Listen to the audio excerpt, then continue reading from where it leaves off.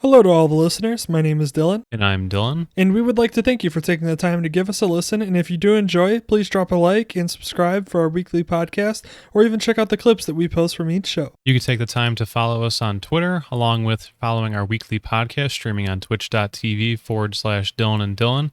And if you want to check out the podcast later, you can find it on Spotify and Apple Podcasts, available now. Thank you, and enjoy the podcast. Here we go. Another week, another podcast.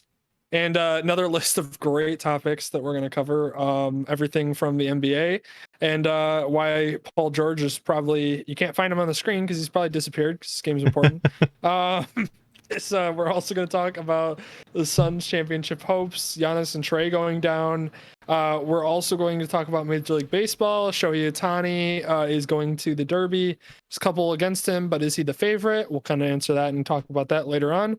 We'll also talk about the young Major League Baseball stars that are actually maybe going to bring this league, maybe back into somewhat exciting rather than just being the annoying, disappointing league that I love, but also love to hate. So there's that. And then we're also going to cover some NCAA topics. College World Series literally just ended, and a little bit of Olympics talk. And we're also going to cover the Euros 2020, which have been going on, and the group stage is over. We're now into the single elimination style tournament that's happening. Me and Dylan, as you all know, don't know very much about soccer, football, as you will. And so we have brought on one of our good friends who is way more involved and knowledgeable about it than us, which is Danny. So welcome, Danny. It's me. It's you. You didn't even do our normal intro, and our plugs can be later or whatever. That's fine. We don't have to worry about that. Those are already, I forget you cut those in, so we're fine. Yeah, I cut those in. This is before this. So you're going, God, jeez. We're just doing it live. It. Okay. We're just figuring it out as we go along. It's been a long one. Okay. We're doing it live. Yeah. Exactly. Let's cut right into that there, though. Okay, here we go. Okay, so Euro Talk 2020. Here we go.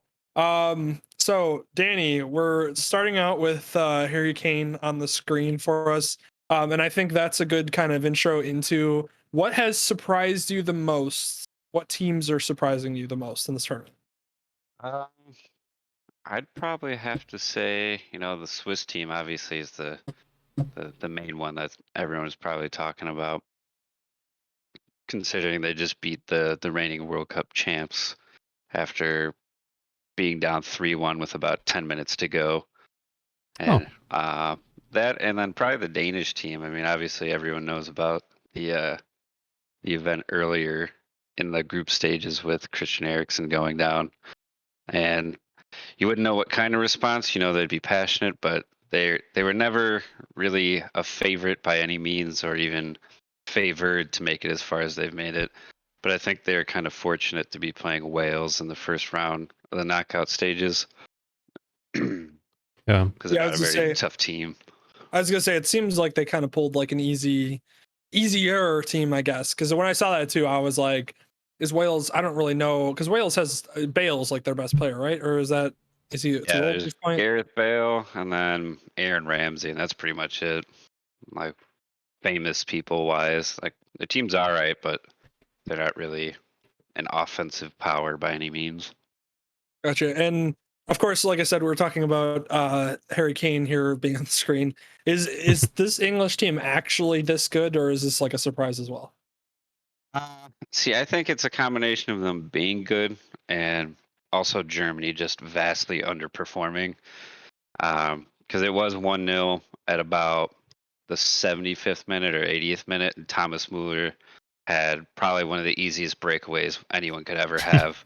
Running down the center of the field, he just had to choose a side, went left, and just dragged it way wide of the post. And that would have been an entirely different game, 1-1 with 10 minutes to go, versus maybe 5 minutes later, Harry Kane scored a header to make it 2-0. Gotcha. Yeah, I was gonna say, I saw that this right here is obviously the image we got on the screen is like him celebrating.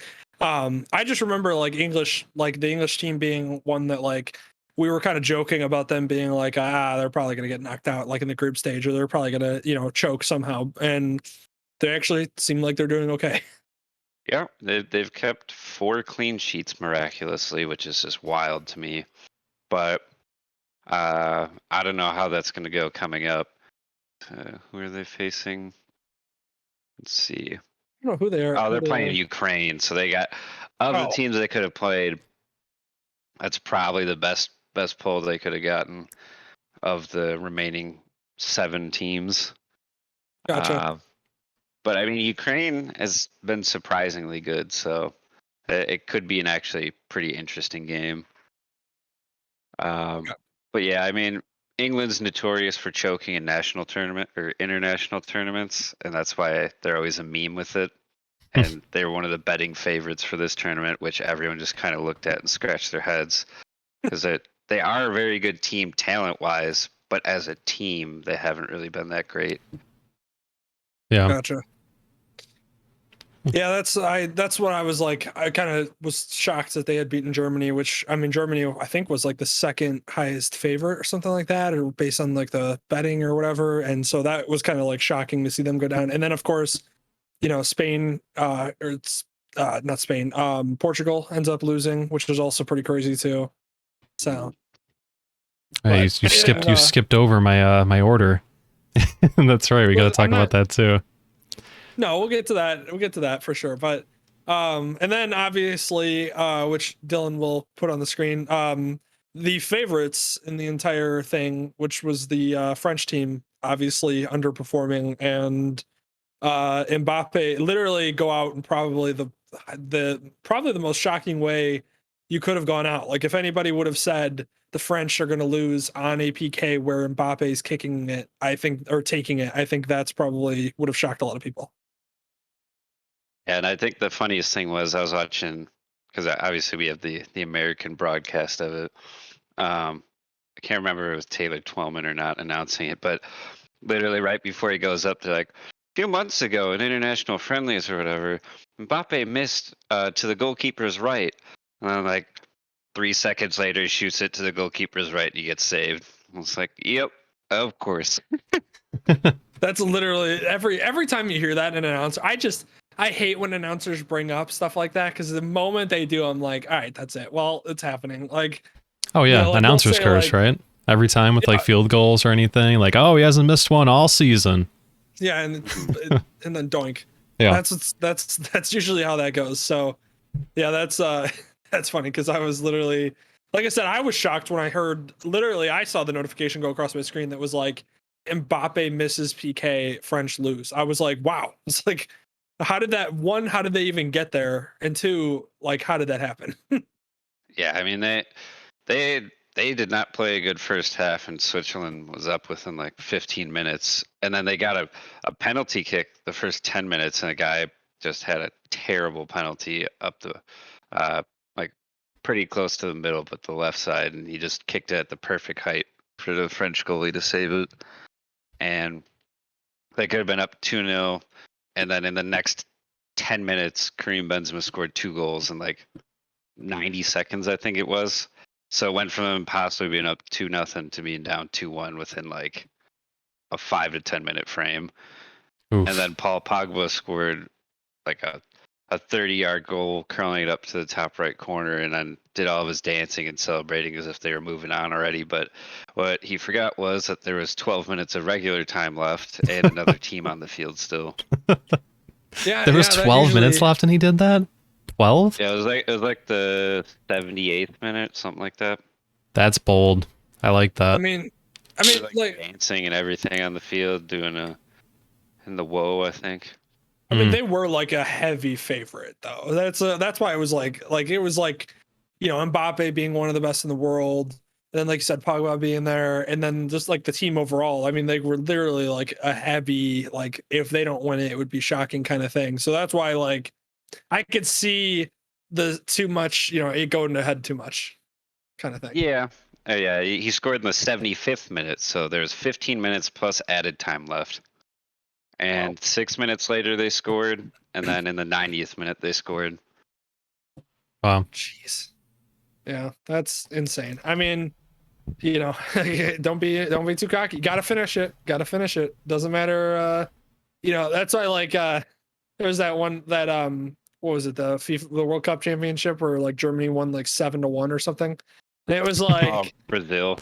Yeah. it was like, listen, like I know obviously Brazil was nowhere near Germany's level, but I'm like, listen, all it takes is you to something like this, or you stop playing or you stop running, like going as hard, and then all of a sudden you find yourself in PKs, and then you can't fold through, and those, and now you're out of the tournament. Yeah, that one was especially depressing for them because that was the World Cup in Brazil in the semifinal, or it might have been a quarterfinal. And they got obliterated 7-1. Yeah. It's sad that my most familiarity with that is from Rocket League, but that's just how it is. Hearing Brazil. Brazil. Yeah. But yeah, so other than that, and then you've gotten ready, queued up for us here, is the which we kind of referenced a little bit earlier, but also not only did the heavy favorites win, but then the defending champions lost in Portugal. And I didn't see anything about this game, so I know nothing about like how this actually happened or what what happened there. Yeah, the Portuguese team. I mean, it was a pretty back and forth game. Thorgan Hazard, who's Eden Hazard's brother, scored a goal at the end of the first half from like just outside the box on the left side, and it was super nice goal. But from there on out, it was just like missed chances from both teams. Like I think in the 80th minute or so, Portugal had a rebound come to the top of the box, and Rafael Guerreiro hit it like the cleanest kick that you could have had through the entire box, and it hit directly off the post on the ground and came out. So they were inches away from tying it. But yeah, I mean, Belgium is, even though Belgium didn't win the last World Cup, I think they are ranked #1 in the world. So technically, like France are probably the favorites to win it just because they've won the most recent international tournament. But I think by UEFA rankings and like friendlies and stuff, Belgium is technically the #1 overall team. Interesting. So Belgium probably should have been like the betting team. Like you probably should have put more bets on Belgium because you don't want to put it like on the favorites or even like the defending champions. Yeah, but Belgium haven't really proven themselves in like a big international tournament yet, so that's probably why people are kind of questioning it. And then Kevin De Bruyne got hurt before this, like a month or so ago in the Champions League. Finally, had a fractured eye socket. Oh my God! And that's like one of the best midfielders, if not the best midfielder in the world. Wow. Gotcha. Yeah, that'll do it. That'll definitely raise doubts about your team when one of the best players goes down. Yeah, but I mean their team is stacked. I think the concern with them is their back line is not that great comparatively. Like most of their great players are midfielders or attackers, like because it's Eden Hazard, his brother Romelu Lukaku, Kevin De Bruyne. There's another guy, Dries Mertens, who plays in the Italian league. But their back line is older for soccer standards, and they're not really that quick. They're all good defenders, but they're not like spectacularly quick or agile. But I mean, they've held up so far in the tournament, but I think that's the concern with their team. Yeah. Gotcha. Okay, and then now kind of wrapping it up, who now out of the teams that are left, who do you think are going to move on to make it? That is tough. So of the 4 games, I would say Spain is probably going to beat Switzerland, but as we just saw, Switzerland definitely has the capability to pull it off, and Spain's been kind of iffy with actually scoring. They're great at creating chances, but they don't do a great job of actually finishing it. Now, the Italy-Belgium game is probably the biggest toss-up you're ever going to get, because Italy conceded their first goal in the last game of the entire tournament, and they've won like something ridiculous out of the past like 30 international games because they missed the last World Cup for the first time in a long time. And then since then, they've just won like pretty much everything in international play. So I think Belgium will still probably win that game. Okay. But I could see Italy beating them because their defense is just like a brick wall.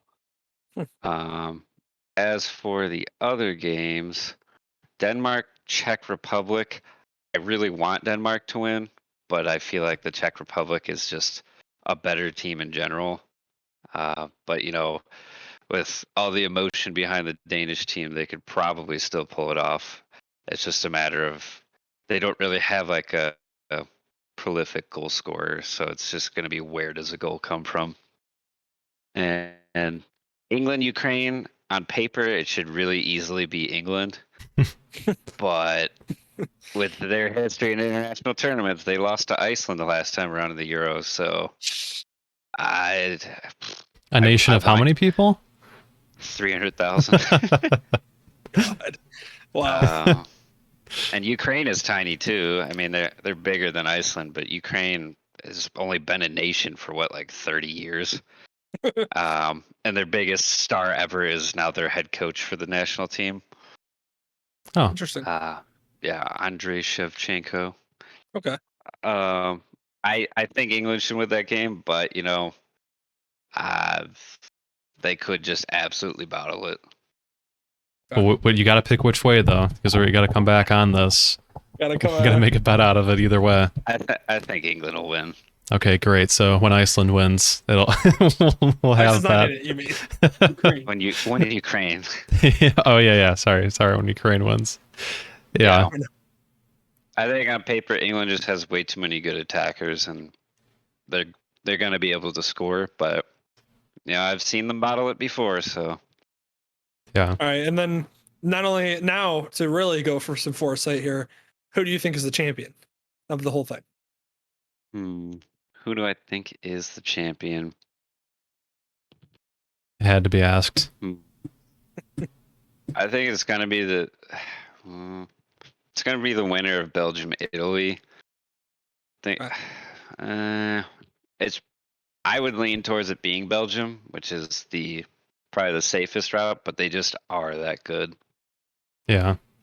Gotcha. So talent backs the production and talk. Yeah, I mean, like, just having Kevin De Bruyne on your team there's a reason that Man City's been so great in the Premier League and made it all the way to the Champions League final this year. Yeah. Gotcha. Okay, interesting. Well, we'll see how that goes. I'm gonna go just for the sake of arguing against it, and Dylan, you're gonna also pick a team just because why not? We're gonna continue. So one, we have bets that we have to fulfill, and we're going to fulfill in a moment, but we're gonna make new bets too before that, because why not? Because we're double down on how bad we are at actually betting on this. So so Dylan, your team that you picked, which was Croatia, actually did make it out of the group stage. My team, which was Finland, did not make it out of the group stage, which I feel like being in Belgium's group was not a smart decision for me. But here we are. So right off the bat, I have to take one shot at least for that, and then you get out of that one. Now, Great. Danny came to me with a proposition that was what was it, a shot? Oh, Danny said if Netherlands wins all three, what happens in the group stage? And I said me and Dylan will drink a shot if they somehow figure that out. And guess what? Here we are, Dylan. Yep. I made a bet that you now have to cash with me. So. Well, I got out of one of them, I guess. So. Yeah, I was gonna say you did win that one there for you. So you get I get two shots at some point during this thing. So I'll take my first one with you now, and then I'll take a second one at some appropriate time later. And we also, like I said, are gonna make new bets because of course, when you've doubled down or when you're losing, you might as well just double down and go for broke. So I'm gonna go and say something, and I'm gonna say Italy is gonna win it all. And whoever is right gets to make the other two do a shot. So this is where we're at. So Dylan, put it on the line. Who you got? Well, naturally, I can't pick the heavy favorite because was that your bet, Danny? Anyways, I can't. Yeah, okay, yeah, I can't take your bet. Wouldn't want to take the super expected one. I want to throw some chaos into it for this one. So, Ukraine's too crazy. That would be too much. Are you gonna follow the magic of the Swiss team or the passion of the Danish team? Yeah, you know what? That sounds like a fun one. I'm gonna go with passion. Or is it English's year? Is it the English's year? But before you pick, may I remind you that Greece won the 2004 Euros. That is one of the most unexpected things ever. So it is possible. Yeah, I'm gonna go for the story. So I'm gonna go with the Danish. I feel like that would be respected. Headlines everywhere. We'll have that to talk about, obviously, and it'd be a great story. So I'll go with the hopeful pick. Oh, okay. All right. So that's it. It's locked in. Thank you. So I think in celebration of our locking it in, we got our shots. Dylan, what are you doing for yours? Poured so high. It's just Tito's. Just a Tito's shot. Yeah. This is the worst combination ever. I'm literally drinking bourbon on the side, and now I'm having a Tito's shot. That's great. It sounds fantastic. Ugh. Brought to you by Pain and Misery. Jeez. I'm drinking. My shot is going to be a Jameson cold brew whiskey coffee mix that I bought, which is a limited edition. So what? That's enjoyable. That's not fair. That's not a bad. That's not a bad punishment. Really I don't know. Yours had so many adjectives in it, and mine was one word. So I feel like it is a little bit more of a punishment on my side.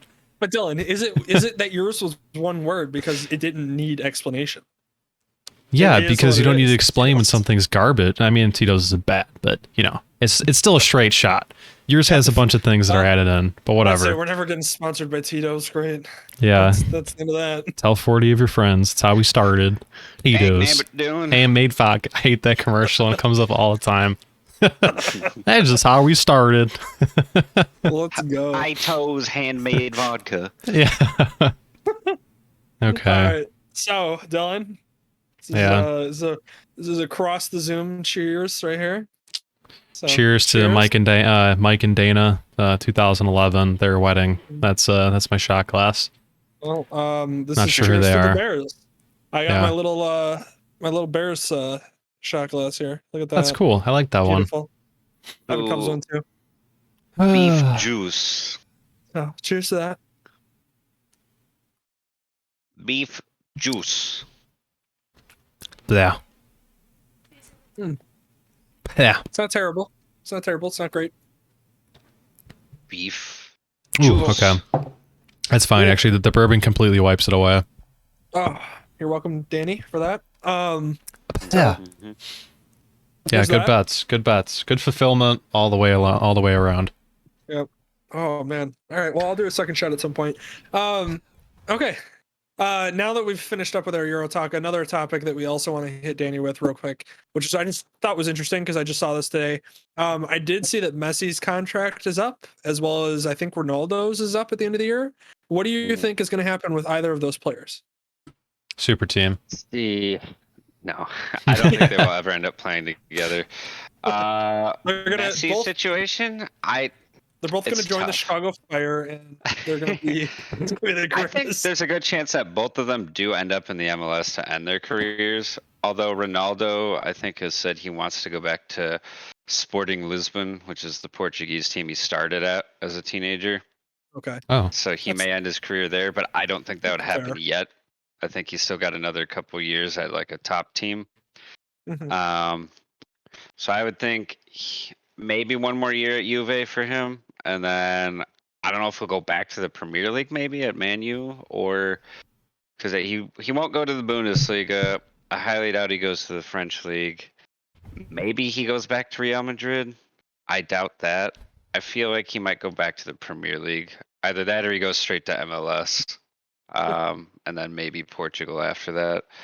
As for Messi, that one's a pretty tough call because they signed Sergio Aguero, who's like one of his best friends in real life. And I think he's the godfather of his children, or one way or the other. I think one is for the other, or if not both. So like that would be that's a power move on Barcelona's point to sign his best friend. So that'd be tough to pass up. But if he did leave, the strong favorite is that he goes to Man City if they can afford it, because they got the oil money. Yeah.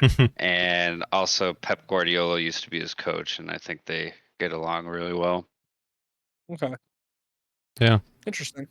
Yeah, I was gonna say because it's not every day that the same year you have Ronaldo and Messi up for contracts and could literally go wherever they want. That's like that's pretty crazy. I mean, that's obviously two of the best players in the world, being able to decide wherever they want to go. So I thought that was interesting and something to ask you. Um, as far as that goes, that's like I said, the Ronaldo stuff I definitely heard MLS for him because of just the like market in yeah, America. being able to go and you're instantly the best player. Not only that, but you're instantly going to be the most popular person like in any city you go to because you're Ronaldo. So it's like it's one of those where it's just as far as like getting American fans to also jump on your wagon, and you'll probably win an MLS championship and probably, have a whole new fan base. That's probably why, in my opinion, he'll end up there. And then also, I know I heard, which is why I was jokingly mentioning the Chicago Fire, but I had heard that he was like interested in going to Chicago or something like that as like a team that he would play for. Which they did have that one guy, the defender. I can't pronounce his last name. Bastian Schweinsteiger.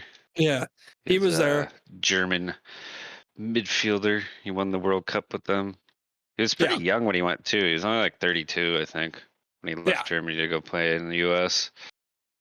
Wow. And I mean, if you look at freaking the guy for Zlatan when he went when he came over, I mean, it was just insane. LA Galaxy, like their ratings and everything had to just be boosted so much. Yeah. And the MLS is like gaining traction. A lot of people don't realize it, but like a lot of stadiums and stuff like that. Like I know certain markets and everything. Like the Atlanta one has been sold out since they started their franchise. Like a year Atlanta, Portland, the LA teams do pretty well. Yeah. I think Kansas City actually does pretty well. Oh, that's actually unexpected. Well, they only have I guess they have the Chiefs. I was gonna say they only have the Royals, but yeah, they got some options. They got the Chiefs. I mean, the Chiefs weren't that great up until the past few years. So like the fan base for it's Sporting Kansas City is what they're called. I think they've actually been pretty good in the MLS, and I think they gained a decent amount of support. Yeah. What about the isn't there a New York team that was also just started, or? There's two. There's the Red Bulls that have been around for a while. And they had Thierry Henry as their coach for a bit, who, if you don't know who that is, he was a really good French player that played for Arsenal. And he was on the Invincibles team, which is the Arsenal team in like 2003 that went undefeated for an entire season. Which is crazy, but you forget that undefeated technically is draws as well. So they had draws. They didn't win every game, but they didn't lose for an entire 38 game season, which is crazy. Yeah, I mean that's still insane. But the other team is New York City FC. So it's technically they're like a sister club with Manchester City. Oh, okay. They had a big Premier League guy go there a few years back, like when they were actually they had two. They had Frank Lampard, who was just recently the Chelsea manager, and then David Villa, who played for Barcelona in Spain for a really long time. Huh. Interesting. Yeah, I know the MLS is trying to make ground in soccer and everything, and like we went to that soccer game me and Dylan did in Madison, and that was I didn't even know the MLS had created a League One and League Two.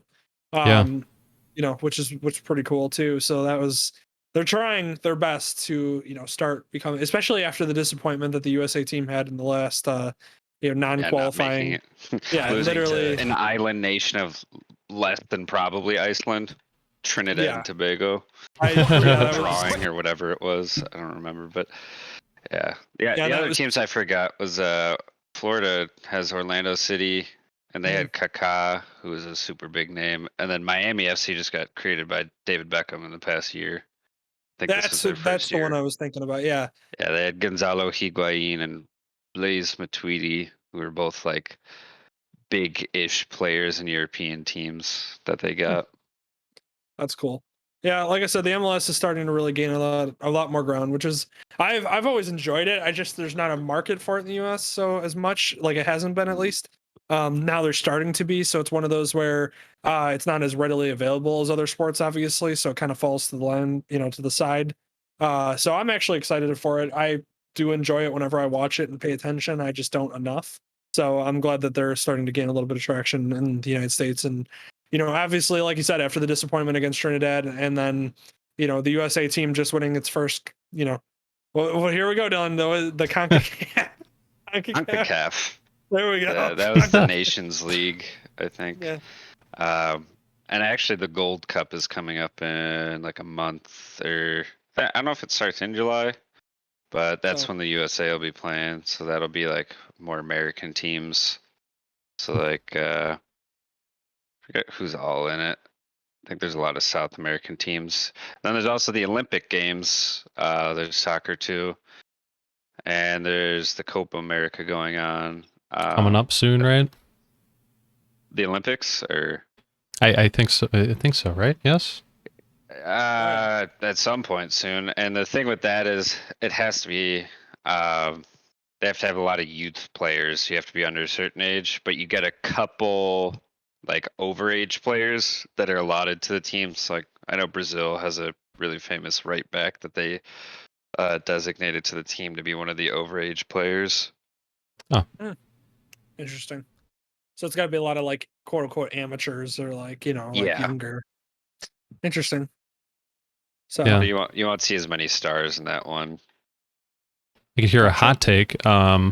I wouldn't be surprised if like the MLS keeps on moving and you do get people to get to like go to games like we did and stuff, like keep the tickets cheap and whatever, just get people in the door and everything. I could very easily see that eating into baseball's long-term plans, which seems super like a hot take because it's ingrained in like American culture and whatever. But all the Zoomers and everything right now, I don't think they care as much. I know I certainly don't care as much because of the way that's presented. But yeah, I could definitely see them starting to eat into that because they're not adapting to, streaming services, accessibility, speeding up the game, anything like that. But the MLS is going to keep having these teams that you can go to and like go to cheap games, see everything, get the experience. I could see that starting to take a hit in a while. I think baseball will be super late to react and maybe unwilling to react that based on the past 10 to 20 years. But I could see that definitely impacting it.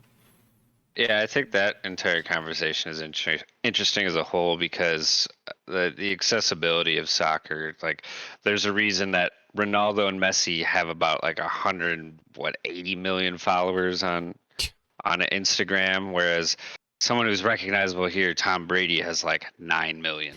Like just the global reach for those players, and like it's such a globally played game, whereas like you just need a ball. Like obviously you can make nets out of anything, but you need a ball to play, and that's about it. And it's also inclusive, whereas like now we have softball and baseball, but like NFL, like you don't have a women's league, and brings up all the topics for that. And like there's a reason that soccer is a global game, but you get the American perspective of a lot of people who just like smash, hit hard, and think that soccer is boring because it's not a goal every 5 minutes. But there's a reason it's sustained itself so well literally everywhere else in the world.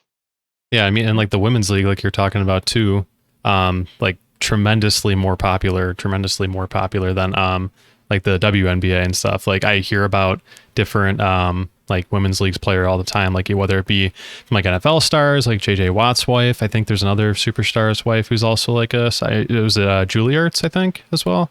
Yeah. Well, yeah, she's on the She USA plays for team. the Chicago team as well, the Red Stars, I think.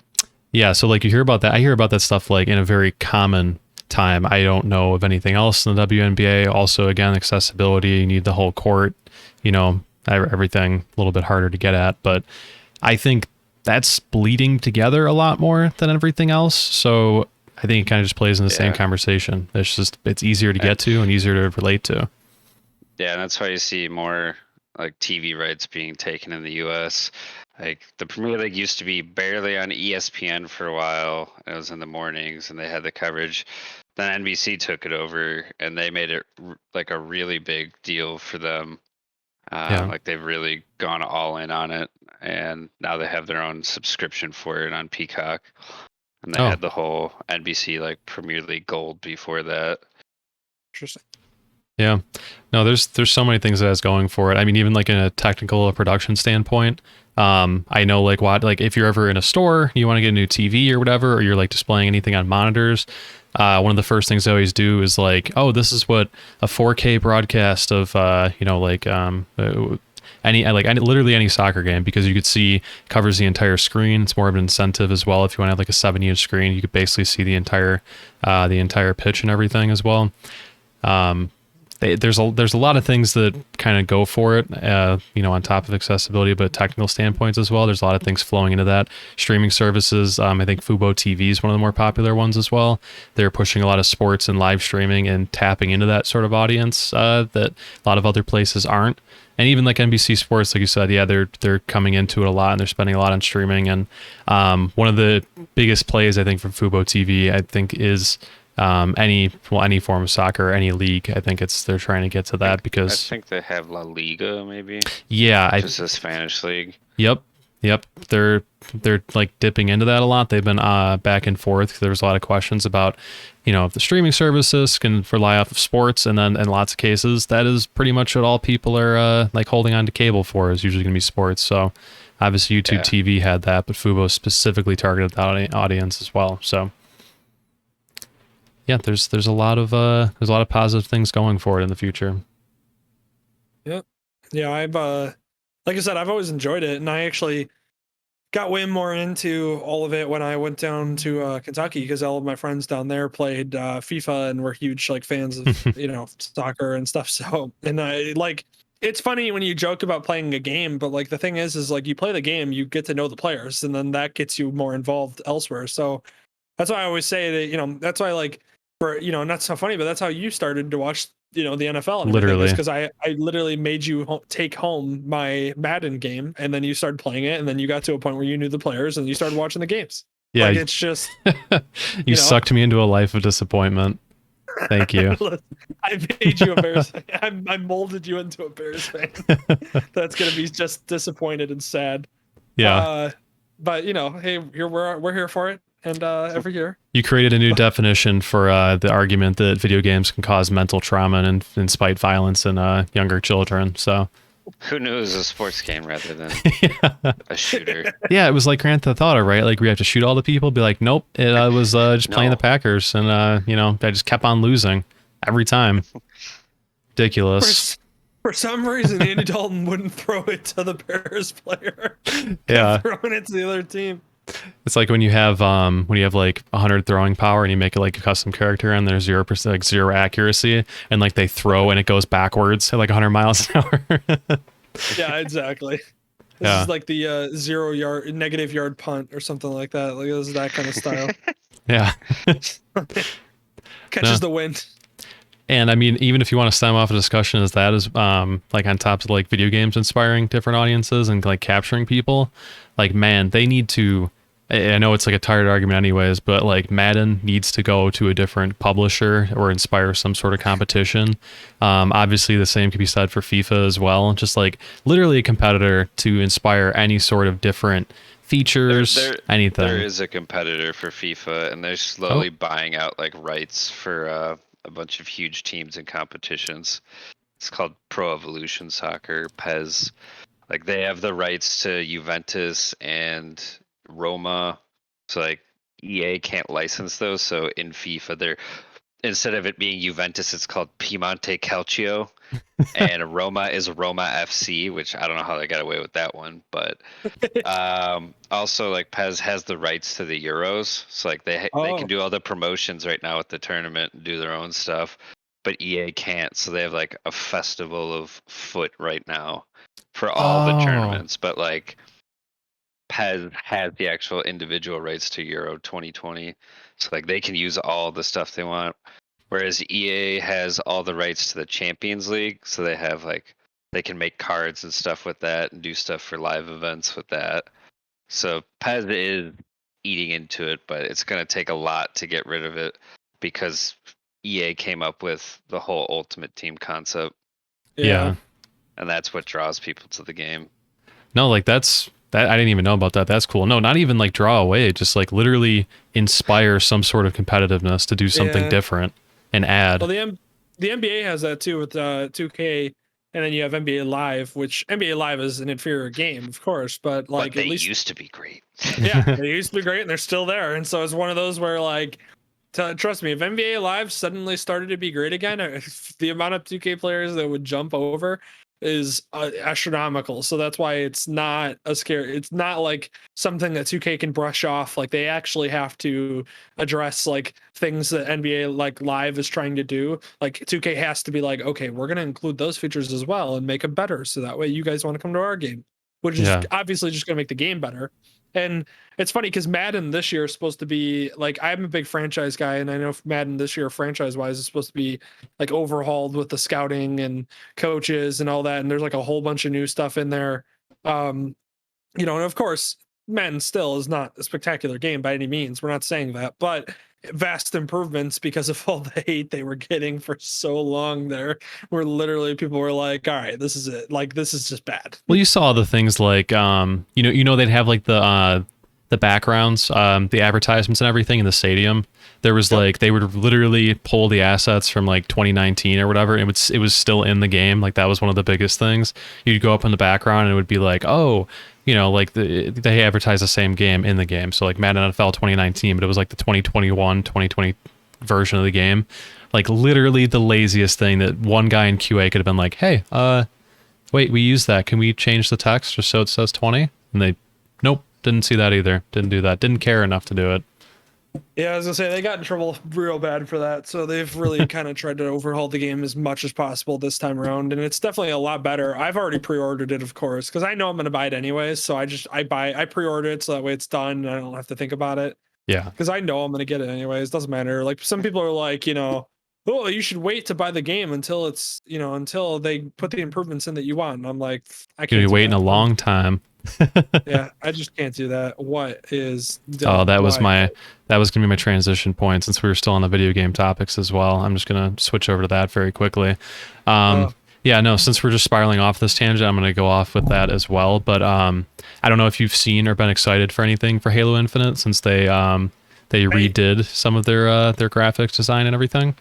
So the thing with Halo Infinite is I'm trying my absolute best to not see too much about it, because Halo is my all-time favorite series. Like I can go back and play Halo all of them. It doesn't matter. OTST is fantastic. Like I saw a graphic the other day that was hilarious, and it was like you play Halo 3 for the multiplayer, you play Halo 2 for the game, you play ODST for the environment, and then it was like, or Halo, and then you play Halo Reach because it's just awesome. And I was like, that's all of the games are great and all of them are fantastic, and I play all of them, and I don't even care. Like 5, there's some issues with it, obviously, but like still, it's a Halo game. I'm down. And so like I've beyond excited for Infinity, and so I've just been trying to keep myself like I'm trying to just let it kind of shock me that it's out and like it's ready to go, and like, oh, it's coming. Like, yeah, that game, it's coming out literally in a month. Like that's how I want to be. So I've like not looked at anything. So anything you say at this point is an update. Okay, great. So I'm totally the opposite. I've totally bought into it. I've been looking for something to get into and like to be hyped for, because I haven't been for a game or like enjoyed anything like that in a really long time. So since Red Dead Redemption 2. Oh yeah, see, I still didn't even play that game, but I actually need to go through that. Dylan, I'm currently going through God of War from 2018. And it's fantastic. I beat God of War. It was fun. It was great. But great game. I've completely leaned into it. I've been back playing some of the Halo multiplayer and stuff. Still fun, still timeless. So definitely will take the time for that. Halo 5, I never owned. Our roommate, actually, Danny and I had Halo Infinite or Halo 5 and played the multiplayer. It was really fun, actually. I just never bought it because we played through the campaign in our room, so I saw of it. But yeah, it's the campaign and multiplayer and stuff still really fun to play. Went back and started playing like the Lasso missions, which is legendary All Skulls on, just like for fun with like a friend, Jack, Dude. who is also possibly maybe he'll come on. He's also a graphic designer for the MLS now, so he'd have some input on what's going on their side. So boom, good segue there. Yeah. He's a Spurs fan. Oh, I didn't even know that part either. He's a Spurs. not Spurs. Oh, yeah. Yeah. Okay. Immediately Yeah. American meat side of me. But yeah, it has a lot going for it. I completely turned it off after the first like E3 showing because of basically all the issues people were talking about. It looked like it was blocky. It looked like garbage and didn't look like Halo at all. And they actually went back and changed everything. They have a bunch of different like multiplayer reveals or like battle packs and like the season things that everyone does now, but you can go back and you can go ahead and do them anytime. You don't have to do them concurrently. Yeah. Very cool. No loot boxes, anything like that. Cross-platform, of course. Now we both all of us are on PC now, but if we weren't, still do Xbox, and it's also fully supported by PC. The Halo Master Chief Collection, I don't know if you bought that yet, but we have to play that at some point, actually is updated. I have it on my Xbox. I have the entire. Dylan, I have all of the games. What are you Well, talking about? But if you have it on PC, we could play it all the way through. I think the problem I don't was, have it on PC. yeah, it might be worth a buy because I don't think they did a cross-platform at this point for it. But it actually works really well. If you want to play through all of the games before this one comes out, I will 100% do that with you. So I will 100% buy that if that's something you'd be down for. And we could do a legendary run on here actually if we wanted to. I actually got to. I think I beat.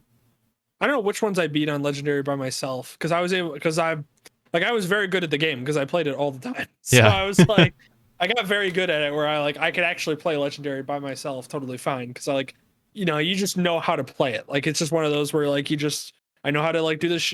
I know how to like hide. I know how to shoot, to pick my shots. So yeah, I would absolutely love to do. I don't know if we have to do a lasso run. That's up to you. Oh, that would be ours. Subject ourselves to that. But we probably spent just Jack and I probably somewhere in the tune of like 6 to 7 hours on 2 missions, like really slowly going through it. I think I've only beat Halo 3 on lasso. Really? Oh, okay. Yeah. And to give any perspective, Halo 2 or Halo 3 is looked at as one of the easier campaigns. So that's how bad it is. I think I got close to beating Halo 2 on lasso, but I just didn't think I had put enough into it, kind of. Oh yeah. So, well, we went through Halo 2 on Xbox, and I think we were going through a legendary run, the two of us when we were playing it. I think on the original Xbox. Yep. So, practice. I 100% would be down. Let's start from Halo 1 and all the way through. We'll play ODST. We'll play Reach. I can't wait. I'm excited because I love all those games. Yeah, so you're not looking into anything and everything. That's fine, but a lot of good positives, a lot of things changed around for it, lots of extra details. We're going for it. I saw an actual sound design video that was kind of cool where they went out into the desert and they were like shooting guns and everything to record high quality instead of just making digital sounds up. And they had like sound designers below like little rocks and like cliffs and everything so they could record the bullets shooting over so it was actually like accurate. So it wasn't them sitting out. Cool. It wasn't them off to the side. The dude was straight up shooting above him, and they had like the mics and everything hooked up below. So it's like, cool. That extra level. I love seeing that stuff. The background is always interesting to learn about. This game seems to me like it's going to be the pinnacle. Like if it works out the way it is, it's going to be the pinnacle of like all the Halo games. Like finally, like getting it. Which, listen, I'm all for. Like I said, I love the Halo games. I was at the Halo 5 midnight release, by the way. I want to point that out. Were you? 100%. I was at the. What was it, at GameStop or something? Yeah, I was at the midnight release for that in Kentucky because my friend was like, "Hey, that game's releasing tonight," and I was like, "Really?" I was like, "That's one of my favorite series." And he was like, "You want to go?" And I was like, "Honestly, yeah." Like, I've never been to a midnight release for one of them. I was like, "Yeah, I definitely do." And I actually bought a controller there. I remember that. Yeah, I actually have. Hold on one sec. Let me just little story time here. I remember you specifically got this controller and you were like, look, it's a collectible. And I was like, yeah, that's pretty cool, actually. They didn't cheap out. See, so this is my my custom Master Chief controller. And the funny thing now, I think they sell for like a couple $100, but ooh, it held up really well. I like the bumpers being the visor color. That's pretty sweet. Oh, it's awesome. Like the little the D-pad right here is also the bump, like the color. So yeah, the visor color. Oh, it feels good too. The controller and the hand and everything. I used it for a while, and then when I realized how expensive it was, I was like, I'm only going to use this with the Halo. So when we do our run through, and we'll probably record it for YouTube, just because why not? Yeah. We'll 100% be using that controller then. So yeah, it's fun. Yeah, I can't wait. I can't wait to do that as well. Last side note on that is that one of the things I didn't like about Halo, like 5 years ago or something, was like getting so caught up in the Call of Duty like fast pacedness and everything and like movement. Love that part. Now it doesn't matter as much because actually, even though Halo is slower, it's still like it went back to being really fun. Yeah, so I thought that was kind of weird as well. And you can train, and then we'll move on to NBA afterwards. Yeah. But yeah, Battlefield as well. 2042 had a bunch of gameplay trailers that were released and everything that looks, they were focusing on having like a bunch of climate like disasters in the game. In Battlefield 4, they had a bunch of like destructible environments, things that would change the whole map. Now they want to step up, and they were doing like tornadoes was the big one that they showed in the trailer. But this is another game. And this is why I was saying it's been like stepping back to 2015 or whatever, that I went back and I've been playing a lot of Battlefield 4 multiplayer. Super fun, even though the game is 2013. It's what does that make it? Almost 8 years old, which is kind of crazy to think about. I think it came out in December. But this one also very fun. I think they're getting more players, and it comes out later this year, maybe. I forget the release date on it. But this will be another one I definitely be interested in playing through, because they have squad play as well. So I don't know if you played Battlefield 4 or Battlefield Bad Company 2, maybe, if you played that one. I think I played that one. That's the only one that I think I ever played, actually. Both fun. Bad Company 2 and like Vietnam and stuff, yeah. Harvest Day, fantastic maps, fantastic games. 2142? No, that wasn't that like the PC one that everyone liked? PC. Yeah. It was fun. They had like a walker looking thing that kind of resembled like the things from Star Wars, except with 2 legs that you could get in. And I don't know, or even Battlefield 2 on PC was just super fun way back in the day. Yeah, that's the one that I wish I had a PC that was able to play at that time. I would have definitely played it. Yeah, we had this old Dell computer that was like super nice for the time that my dad had gotten, and me and Matt were playing it. Yeah, those were the two, and that was back in the days of dial-up. So we had our neighbor Marty, and we'd have walkie-talkies. Discord's first edition. Yeah, good. That's great.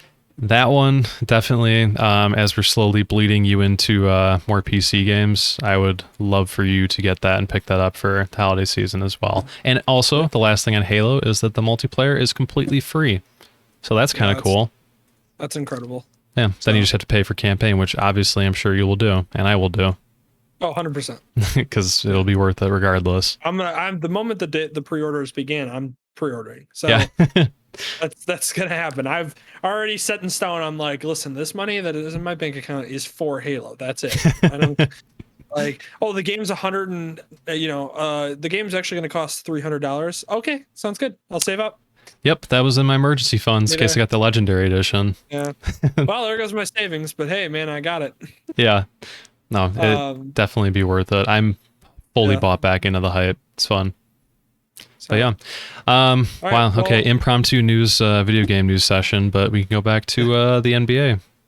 Okay. The other thing too, I was gonna say is if you want to, you can hang around, but that's up to you, Danny. You're at this point, the soccer session's done, but we can. I mean, you can keep going if you want.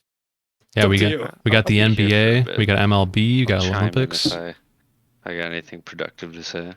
Yeah. All right. Well, then in that case, we shift over to. Wait, is that guy on the Clippers? I think I don't know. I haven't seen him in the game you tonight. Can't see that, right? Oh yeah, that's right. No, he's not in the game right now because he just disappears in important games. Hey, we're back talking about the Clippers. Wow, I just ripped Paul George, and I have a Paul George jersey in my closet too, which is also hilarious. You're a traitor. You're his biggest fan.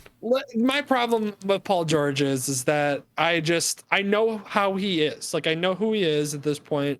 And you can say all you want about the injury and all that, and I get it. Yeah, obviously the injury is a huge deal, and what happened to him Snapping his ankle in half. Yeah, literally. It sucks. It's not great.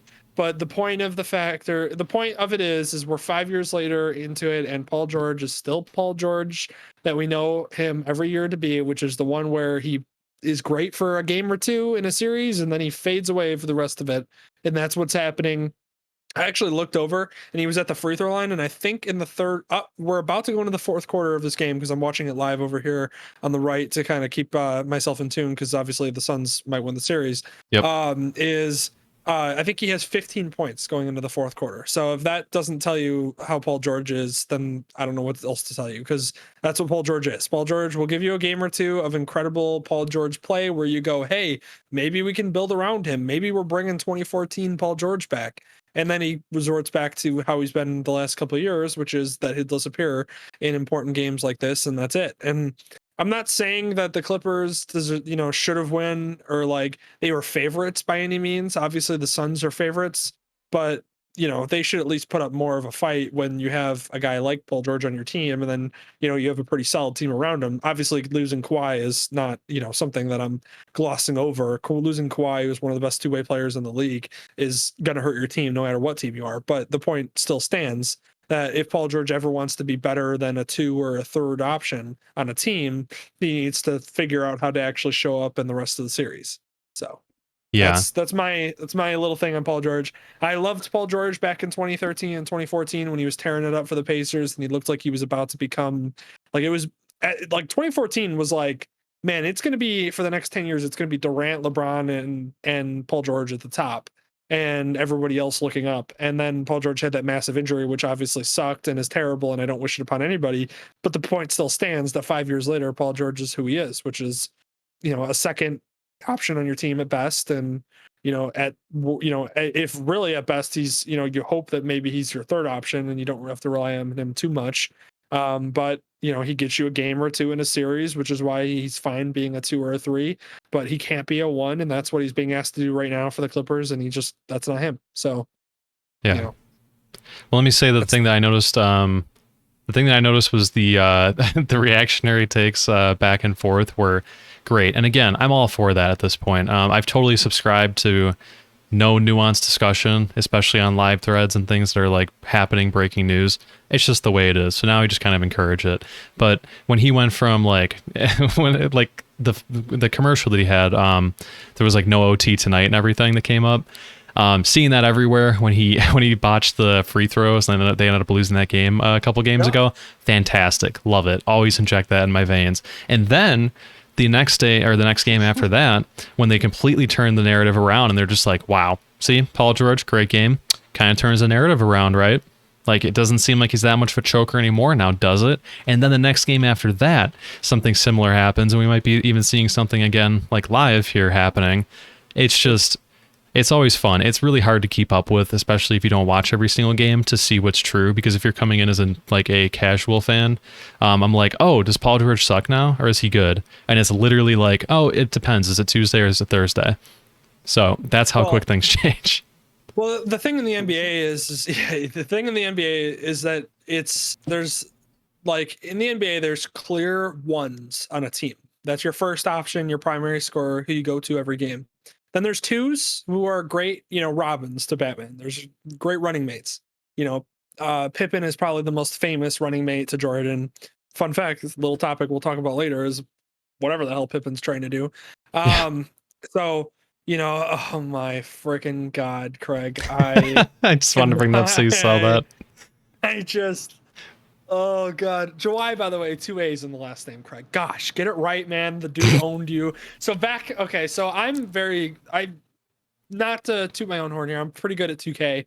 And back in the day, I was playing Craig in 2K, and I told him that I just picked a random team to play against him, and so I picked FC Barcelona basketball, like the basketball Barcelona team, and it had the center was Nathan Jawai, who was like a 30-year-old 6'6" or 6'9", like undersized, overweight center for the Barcelona team, and I lit him up with Jawai. I scored like 50 points. Like it was stupid. Like it was like every time I just go down the lane and be like, Jawai, yes, got it.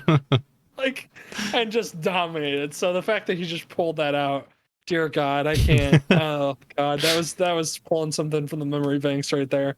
Also, shout out to Aaron, which I don't know if you saw that earlier, but yeah, very true. As soon as I saw it. I saw that when Danny was talking, and I burst it. I should have wore my Andy Reid jersey shirt that I wore for our.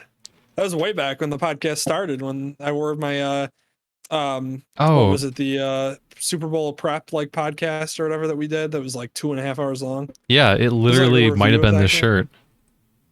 I'm almost inclined to pick this up because apparently we shop at the same place all the time. So well, that's because I finally forced you to start buying from them because I was like, listen, they make good stuff that's not expensive. Oh my god, it's true. Old Navy, by the way, that's what I'm talking about. I don't know, Danny, if you ever shop there, but I've been arguing with Dylan for years to buy like something with color in it, and Dylan has finally Vibrance. finally gotten inspired to start buying some more colorful shirts and things. And this is right here is the this is like straight up the other designs are exactly like the other ones that they have. He's a man of reason. Wow. Yeah, Andy Reid is a fashion icon. Nisa? Right, look at that. Yeah. So, wow.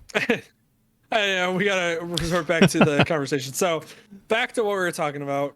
Yeah, no, the Clippers are going to lose this game. So, right now, I think the Suns are up like by 20. So, it's basically over for them. The Clippers are done. The Suns are moving on to the championship. The Suns, though, are a team that it's funny because I actually put in my notes for this. I put, are the Suns in jeopardy of losing the championship at this point? And now with the injuries that are happening in the Eastern Conference Finals, I don't know, because I genuinely think that this is probably like, I thought the Suns were a magical team before and we're going to win it all anyways, just off of being like, I don't know, that team. But then now with the injuries to Giannis and Trey, like it doesn't matter which team makes it out of the East because they're not going to be healthy enough to compete against the Suns team. And whoever makes it, the Suns are going to win in 6. And so I'm, that's the Suns basically are the champions now. I put a question mark on it and was like, are the Suns in jeopardy? But again, I wrote these notes before the Giannis injury that happened yesterday. So yeah, pretty crazy. Which the Giannis injury, I mean, man, that was wild. We'll talk about that in a minute. We'll pull up that when we get to that topic. But yeah, I think the Suns are just playing just amazing basketball right now. They're just the better team overall. Chris Paul has basically kind of, we all knew Devin Booker and DeAndre Ayton needed to grow together because obviously they were just super young. Both of them, I'm pretty sure Devin Booker's like 21 years old and DeAndre Ayton's like 20. So they both needed to grow together. And, I'm surprised they made this much of a stride over 1 year. But the thing is last year, everybody was saying that they could make a jump. It's just that they needed a point guard who was going to be able to distribute the ball well and kind of get them, and then also contribute enough as like a, go-to option on the offensive side to help Devin Booker out a little bit as far as the shooting goes. And they got that perfectly in Chris Paul. The only issue with Chris Paul was everybody was worried about whether or not he'll stay healthy. Yep. Obviously we've seen that Chris Paul can stay healthy for a pretty long season. And now in these playoffs, he's, been doing great. I'm going to knock on wood because I'm definitely not trying to jinx him. But yeah, he's been great and he's been playing well and the team has been playing well. And I honestly love that the Suns are going to win it because the Suns are always good and they always have been good. They were great when Steve Nash and Amar'e Stoudemire were running that D'Antoni 8-second offense. You mean Leandro Barbosa? Yeah, oh yeah. Back when Leandro Barbosa was dominating with the freaking Suns. That's what I'm talking about right there. So Shawn Marion and his incredibly unorthodox shot. Yes, that was that dude. Shawn Marion's shot from his chest. Dylan, I don't know if you know who Shawn Marion is, but if you can look at my camera for a second. So the way that he shot the ball was that he literally would take the ball and he would go like this from his waist or from his chest. Did he happen to have any volleyball history? Because I've always been curious about if people do that from being setters. I don't know. It was like Joakim Noah, but like if he shot it from his chest. Yeah. No, that I've always genuinely wondered that because if you are an accurate setter, there's not too much of a difference when you're taking a shot. Because I mean, if you have that accuracy with your fingers and you do have that weird shot for basketball, I mean, I can see crossover. I've seen Stranger Things, so I can see that working. Good series. Yeah. I was gonna make that joke too. He's an NBA player, so I mean, it's not like he was bad by any means. So, and he was a good NBA player too. Yeah, he was a very good NBA player. The Suns and the Mavs. I don't know where else he was. And I think did he win the championship with the Mavs when they won it? He might have been on the team when they did. So yeah, they no by no means a bad player. So he that Suns team was fun, and they've always been fun. And so it's one of those where I'm honestly really glad that they're finally starting to basically have a championship team. And I absolutely love that you basically have 4 teams in here that haven't won a championship in so many years. For some of them, not ever. Oh, I don't think the Suns ever have, right? Or Yeah, no. Did the Bucks win it like way back when? Maybe it's a different franchise. Oh man, if Aaron's in the chat listening, Aaron, let me know if the Bucks have ever won a championship. I can't remember. I think no.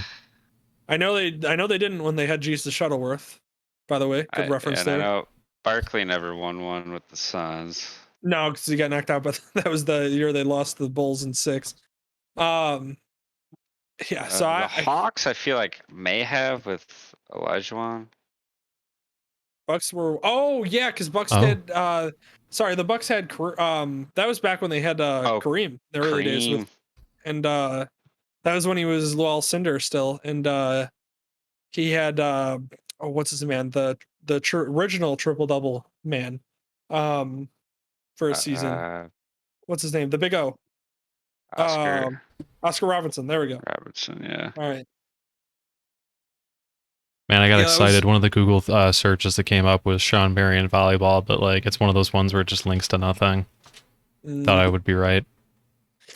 No, but either way, it was a very good Oscar Rob. Yeah, that makes sense. So the Bucks did win it way back in the 60s, which is, obviously they're overdue. So, either way, I'm happy. And I know the Bucks are probably going to win that series against the Hawks, which we'll talk about in a minute actually. But yeah, this just to finish up with the Suns. I'm excited for them to finally be good enough to win a championship, and I think they're going to win the championship. So I'll say that now. Now, obviously, who their opponent's going to be, we'll talk about that with Giannis going down, which was a very scary injury when you saw it live. It did not look good, and the fact that the reports have come back basically that it was a hyperextension, but that's where the line ends. There was no structural damage. All the ligaments are intact, which is literally incredible. Like, it's insane. That's legitimately like adamantium, or oh my god, vibranium, adamant. There's another one, vibranium. All of the above. Yeah, that's all of the above. The injury was disgusting. Any normal person, I feel like that you'd be done, but I don't know how you end up surviving and get away from that. Legs. Yeah, just come back into shape. And how much? Yeah. And if he was locked up in pain, like I thought for sure. I think it was like consensus. People were like, "Oh yeah, he's done." My favorite part are all the like the YouTube doctors and everything that like 5 minutes after it happened, they're like, "Boom, Giannis, like he might have structural damage. Like it looks like an ACL tear to me."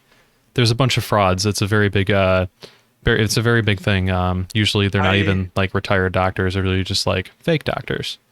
I did not catch that on social media and stuff, but I also, it's not surprising. They jump in as soon as they get the opportunity. They're like, oh, this is something, that I can jump on. Yep. Yeah. Watching it, I was just like, I can't believe, like when I heard the news that there was no structural damage and no ligament damage, I was like, wow, what a lucky, obviously getting injured is not great in any way possible, but just the luckiest possible way you could have done it. Is incredible. And I don't know, because they said his timetable is unknown at this point. I don't know if he's going to be ready even for the finals if they do win that series, which I think they will, by the way. I'm just going to throw it out there. I think they will win it via Chris Middleton.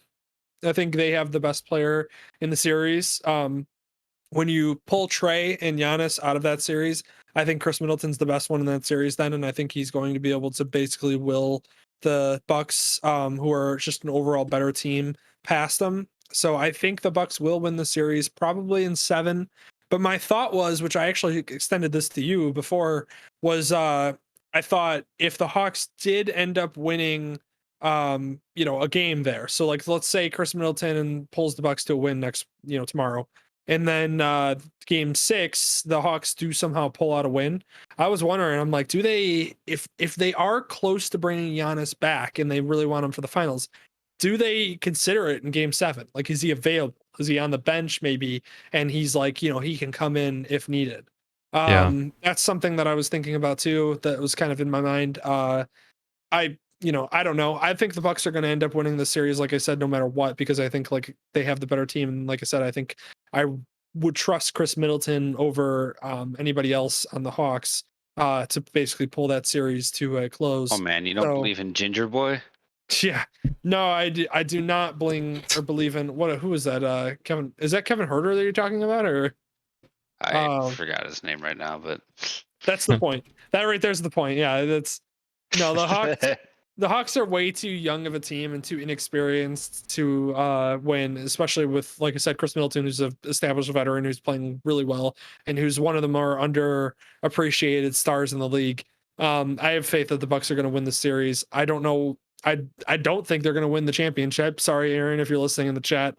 I really don't think they're going to win the championship, but it's one of those where they'll be there at least, and it's unfortunate because it's one of those where I go, man, if Giannis was fully healthy, maybe the Bucks have a shot. But it's one of those where if Giannis isn't fully healthy, I don't think it's going to happen. So, Suns in 6 is my prediction. That's where I'm going. Yeah. So you mentioned if they were going to have Giannis available for like a game 7, they would have to do that. I always find those conversations really interesting because I feel like it's a really damned if you do, damned if you don't situation. And I feel like that's not really a unique thought, but the fact that like, okay, you could have him come in if he needed. You could have like a Harden situation or whatever when he was at his worst and he was a distraction. He played, decently well, but he couldn't move that well. And then you either don't play him and then maybe they lose. And then you have the conversation all the time like, well, okay, you're going to have the stupid conversations that talking heads will come up with like, oh, is he not tough enough? Blah, blah, blah, all that stuff. But I'm more concerned with the, this was your best shot to win a ring. Everyone else was injured around the league. You kind of have to push him at that point. Or, of course, you're risking long-term health if he ends up making things worse. If it's like a long-term injury, he aggravates or ends up even causing something different because your body overcompensates. If you're injured on one side, your other side's going to pick up the slack. So... Yeah, that's what happened to D Rose. Yeah, exactly. So it's literally just built for controversy because whatever happens, it's going to be a talking point and something to go over. And then, hindsight's 2020 and everything. You might be like, oh, for the next 10 years, be like, yeah, that was their best shot. Or maybe he'll go somewhere else and like, yeah, they could have kept Giannis, but that was the game. They had to sit him out. So yeah, unfortunately, it's a damned if you do, damned if you don't situation where it's like you said, do you take, do you play him in a game 7 where you have nothing to, you have everything to lose, but, and also everything to win if you do, or, do you sit him out because, you trust your team can make it and can win out without him and then he'll be ready for the finals, or, is he even going to be available for the finals? We don't really know because they just said his timetable's unknown at this point. So really at this point, it's a toss up on whether or not he's going to actually be available. So, and this injury looks scary. Like it looked like it doesn't matter if the Bucks are in the finals, he's not going to play, but who knows, honestly. So yeah, I don't know how that's going to go. I could see them making him available for game 7, like putting him on the bench, ready to go in, warmed up, everything. But I don't know if they would put him in unless it was really dire. Like, unless it was like really desperate, they would, I don't think you're going to see Giannis or Trae the rest of the series. And I think, like I said, that leads the Bucks as a slightly better team are going to win out. So that's just how I feel about it. Yeah. Okay, and then I think if they put the ball in the hoop, would you say maybe in the hoop more times than the other team? Yes, as we always like to say, and the great wisdom of Trent Dilfer, you can't win if you lose the game. That is probably the best advice that anybody's ever given me. So that is it's classic. Thank you. Yeah. That man won a Super Bowl, so he knows what he's talking about. Exactly. Yeah. Super Bowl winning quarterback, by the way. Thank you. Yep. So, and speaking of champions, first off, I owe a second shot, and I think before this conversation, I need that second shot. So I'm just gonna take that now. Okay.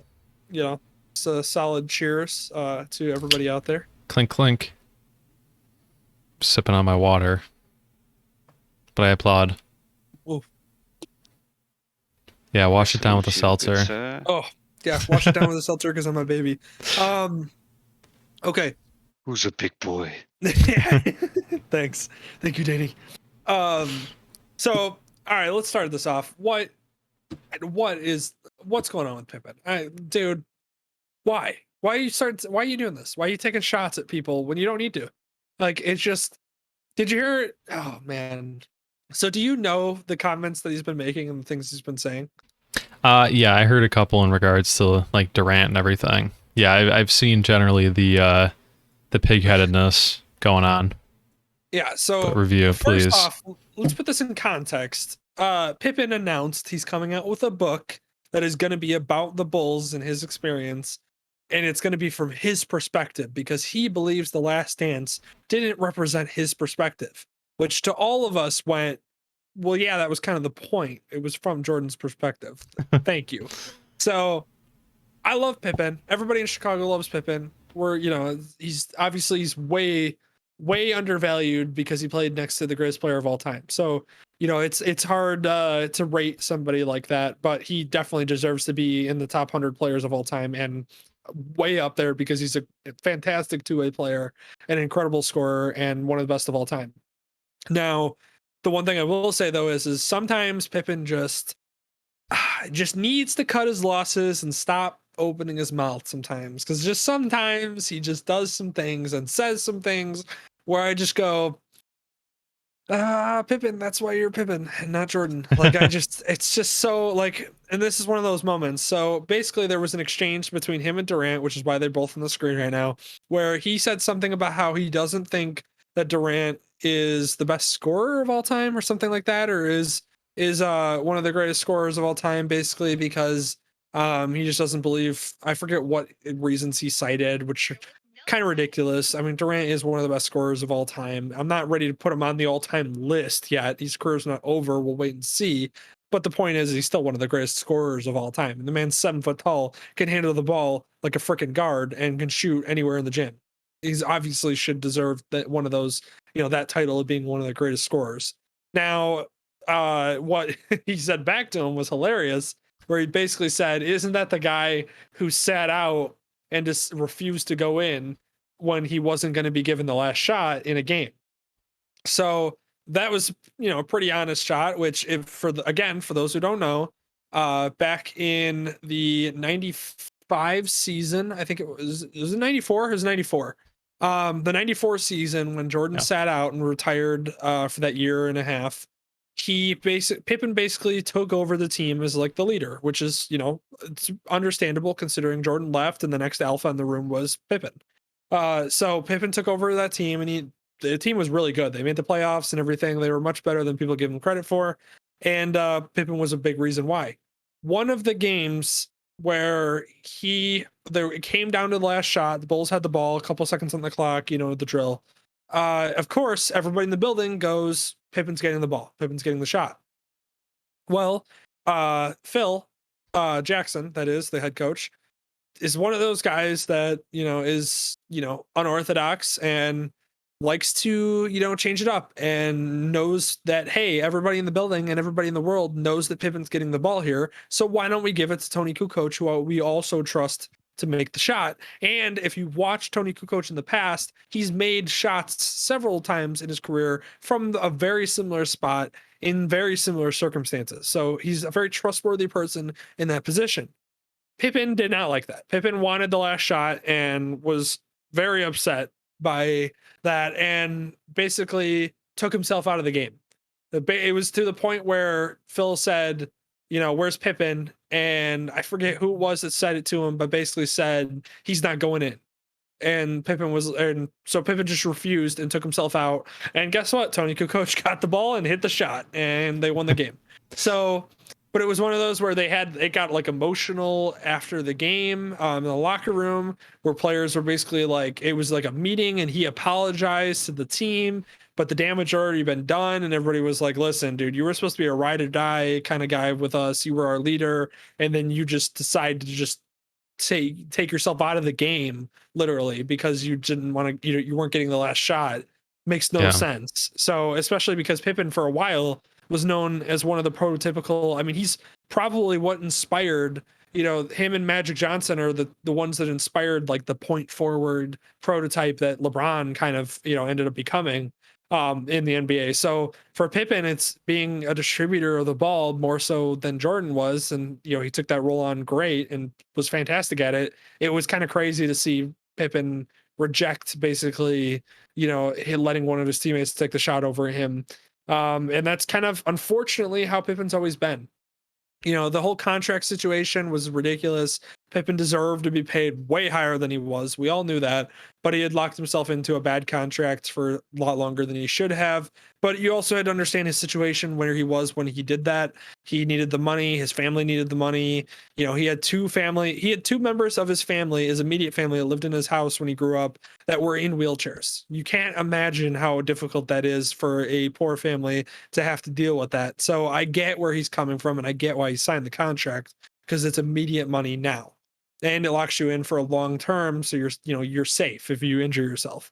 Of course, years down the road, when Jordan's getting paid $30 million because he didn't do that, you're like, hey, why am I not getting paid? Well, you locked yourself into a contract. And we all know Jerry Krause was made out to be the bad guy of that entire docuseries. And, to some degree, Jerry Krause deserves some of the blame, but he also put the team together. So, how much can you really blame him for it, considering he put a team together that was 6 championships? So, he deserves some credit for sure, but definitely deserves some blame, especially in the way that Pippen was handled, because they should have paid Pippen and just changed his contract and, done away with the last couple of years and kind of restructured it, essentially, kind of how they do everywhere else. So that's the backstory, the full backstory on Pippen. And then, and I'm with Pippen a little bit, even like him taking shots at certain players, fine with that. I'm good. Pippen deserves it. He's got the credit. He's one of the best in the world. He was a very similar Durant styled player before Durant. So I get it. But the fact is that he then went and said something that it was one of those where I just go, I don't really know even what you're meaning by this, but the fact that you said it really is just Pippen like. And it's that he came out and said basically that what was it? Phil Jackson was racist for giving. Yep, that's what I was going to add as well. Shot. And oh my God, it was just one of those moments where I just go, Pippen, like, dude, come on. We love you. You're great. I mean, you won 6 championships. Just please don't go there. And then he did. And I know somewhere in my heart that it's probably all for the publicity. We all know that that's the case. We all know it's for the publicity, and it's for his upcoming book that's coming out.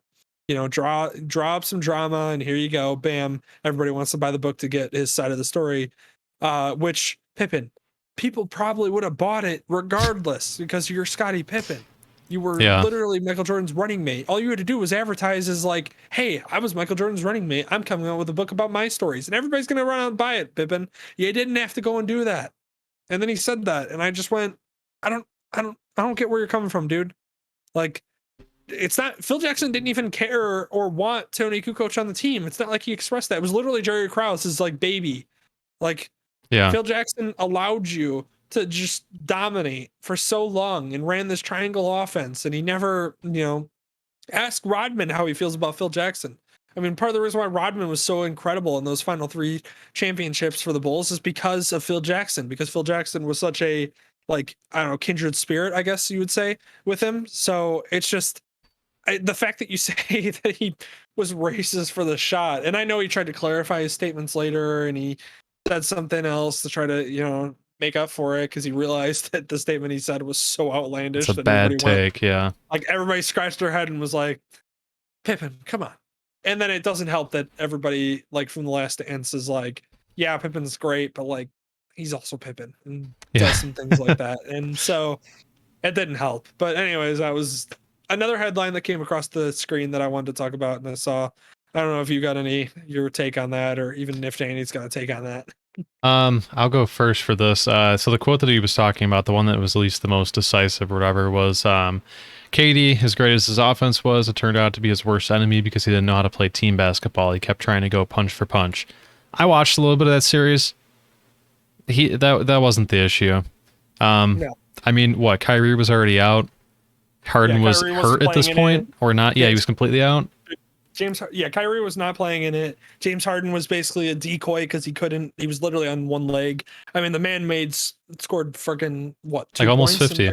Or sorry, KD almost Kevin 50. Durant played every single minute of a playoff series and scored 49 points. So, Yeah, and like, don't get me wrong, I hate KD. I hate the way he presents himself and everything. He's fun to watch or whatever. He seems like an ass. I don't really like him that much. But that's just wrong. Like, the team wasn't there. He can play team basketball without a team. No, Kevin Durant is he's one of the most annoying superstars that's ever existed because he does, like, he had the burner accounts. He's had like the multiple. Yeah. Danny's laughing. He had the burner accounts. He had all those issues. That was the funniest thing. Yeah, he takes offense to things, and it's like, dude, you're one of the greatest. Did you see the whole thing with like Michael Rappaport? I think a while back. Yes, that was another thing too. I think we covered that even. That was in one of our clips. He just is such a frustrating superstar because it's like, dude, stop listening to everybody. Just dominate. Just be one of the greatest scorers of all time, like you are. It's kind of childish in that sense, the way he deals with that stuff. But I mean, granted, he's under way more of immense scrutiny. But I mean, you see his peers and how they handle it. He could see them as an example and figure it out. It makes me so happy that underneath all of it, he really is bothered by the fact that nobody cares about his Warriors ring. Like, literally nobody cares. Because they're just like, yeah, no, you just completely just like hopped on the backpack right there. And he's like, no, to this day still maintains that he took the hardest road. And I remember seeing that. Don't get me wrong. So his arguments in that series are really bad because he's arguing that they still had a difficult time. Dude, you guys were one of the greatest super teams that ever were built in the NBA. But the problem is that people, because of that, aren't going to look at the series itself. Durant made some crazy, like, clutch, important shots in that series. Yeah. But the problem is that, dude, don't talk about that series like you guys were the underdogs in any way. Like, we all knew you were the favorites to win the championship the moment you signed on. It's just that you did hit some incredible shots in that series that were very clutch and important, that you yourself did, and that's a great feat. But please don't like come at us with like this, our team was struggling and your team was way built for. I mean, they won it without him beforehand. Yeah, exactly. Like it's already proven that they could do it without Kevin Durant. Yeah, they won it with Harrison Barnes. You replaced Harrison Barnes, and shocker, you guys were favored to win it. I mean, it's a different, and there's something to be said for. It's an entirely different thing. Like, that's why I think people were going to be a little bit more like people who were hating on Kevin Durant now were just like, oh, that'd be great. Like, maybe he'll carry him through this or whatever. I know obviously the Nets were like these, a similar super team or whatever, but without Harden and Kyrie playing, it was kind of cool. It's like, okay, he might carry them. He might drop 50, points back to back or whatever and literally carry them into the next round. That's a lot harder than the fact that, in theory, you could slack off and you still have, like, I forget if Clay was injured at that point, but it was like Clay and Curry at the same time. You don't have to take that load. There is alternatives. And the Nets team that he currently, just lost out with, there wasn't anybody else. So that's a little bit more respectable than the fact that, like, yeah, you did a really cool thing and you did, like, step up and make those shots and everything, but you didn't have to. There were alternatives. There's somebody else who could take your spot. And that's not the same, it's just not the same feat, I guess. Yeah. So, overall, to sum up the argument, Kevin Durant is one of the greatest scorers of all time. I've said it multiple times, and I'm going to, I say it again now. He is, and so was Pippen. Pippen was one of the greatest two-way players and one of the greatest players of all time. Pippen, we know your book's coming out. We know that what you're saying is starting to build drama for it. Just stop with the dumb, it was racist that Tony Kukoc took the shot. Dude, you just decided to pull yourself out of the game. Live to that. You're going to have to live with that for the rest of your life. You're the one that did it. Move on. So that's, where we go from there. Yeah. I mean, it worked. So, we're talking about it now. I mean, I'm not going to buy his book, but, it's in the headlines, I guess. But, boy, that damages your character. But anyways, we can move back to a fantastic callback. Yes. Shift it back to one of our good videos. Shohei Ohtani is just Unbelievable, dude. And the funny part is today he actually had a bad outing today. So it's funny that we're talking about him. He had a bad outing today against the Yankees. He was pulled in the first inning. His ERA actually went from 2.58 to 3.6, so it actually went up a whole point or whole run. Wow. But regardless, dude was, dude at one point had a stat where he was leading the league in home runs and was also the starting pitcher who had under a 3 ERA, which is insane. I mean, even a 3.6 ERA, which is where he's at right now, is respectable for a starter. And the dude's also leading the league in home runs and is just slugging percentages off the charts, his hits, his average, just everything about the guy. The guy is literally a second Babe Ruth coming. That is awesome and unbelievable. And for the first time in Major League Baseball, we might actually have the AL MVP and the NL MVP be a pitcher in both categories, which is incredible. Because in the AL, you have obviously Ohtani, who's just dominating out of his mind. And then in the NL, you have DeGrom, who is just, I don't know what kind of, cereal DeGrom's eating in the morning, but that man is just on another level as far as pitching. It's literally, we've never seen a season like he's having before. So, yeah. And to put it in perspective, DeGrom injured his shoulder in a game against the Cubs and pitched 3 innings.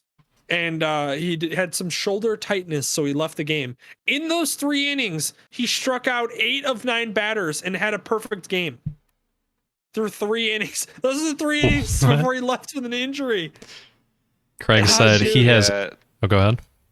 I was going to say, did you see the tweet that the minor league team had when he was rehabbing against them? Yeah. What was it? Oh wait, what was it? There's a minor league team that he did like a couple innings of rehab work against. It.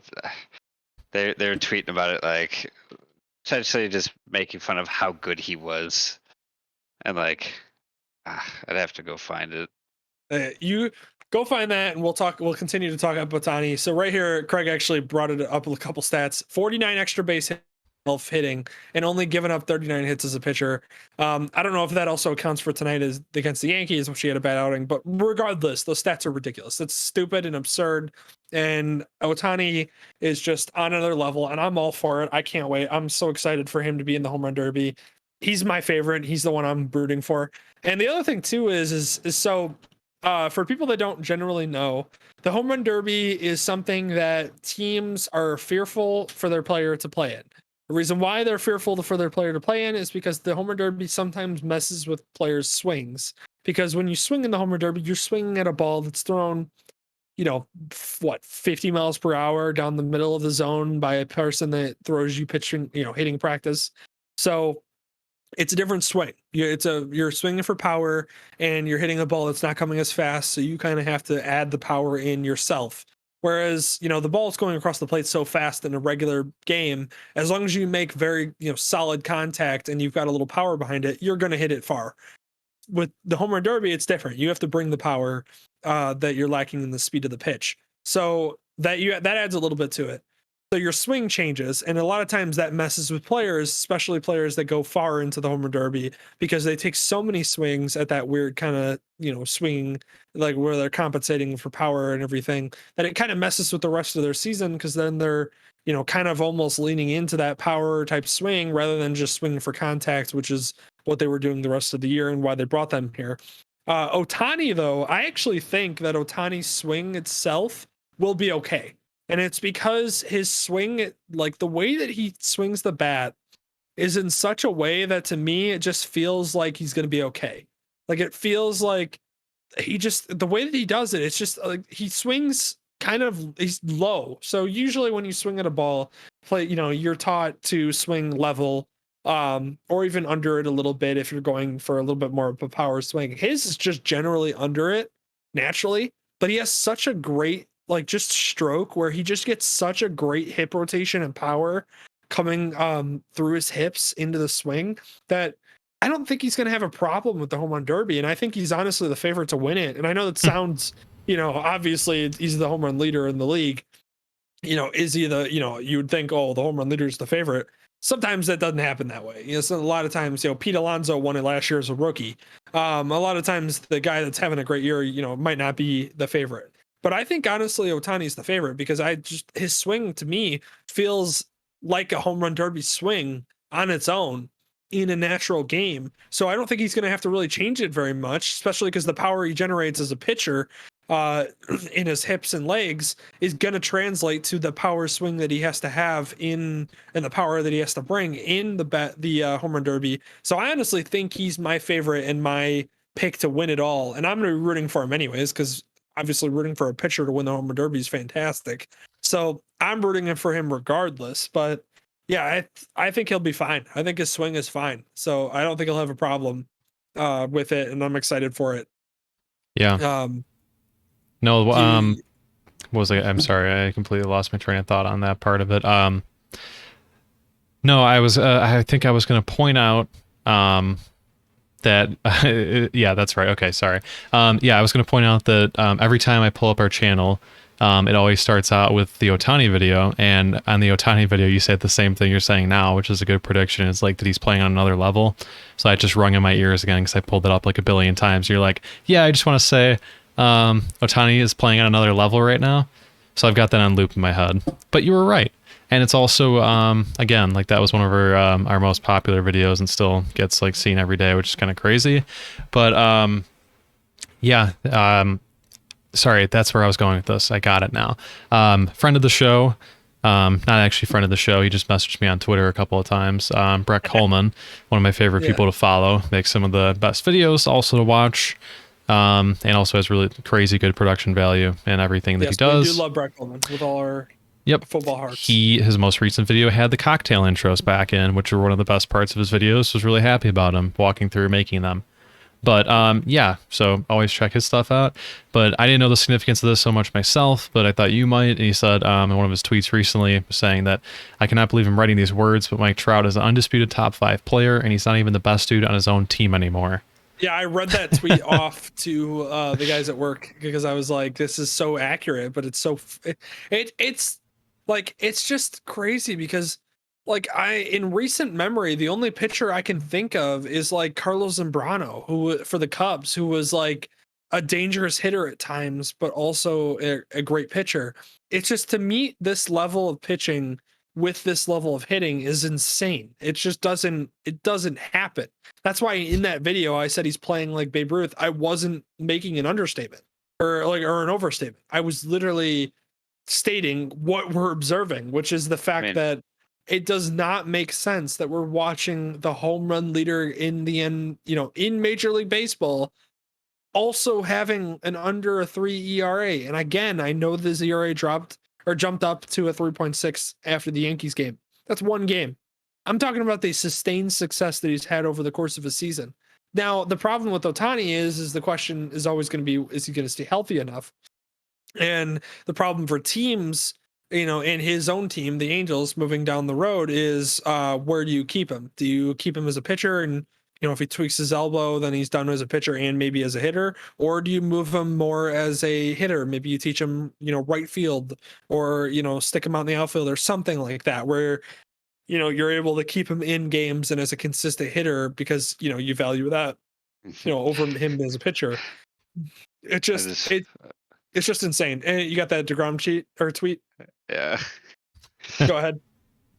I just posted in there. Yeah. The other thing I was going to say is when you're talking about dangerous pitchers for hitting, I think you're clearly forgetting someone who is just an amazing hitter. You're forgetting about Big Sexy. Bartolo Colon. Oh, yes. I forgot about oh my God. His home run when he was like 39 or 41, whatever it was. Yeah.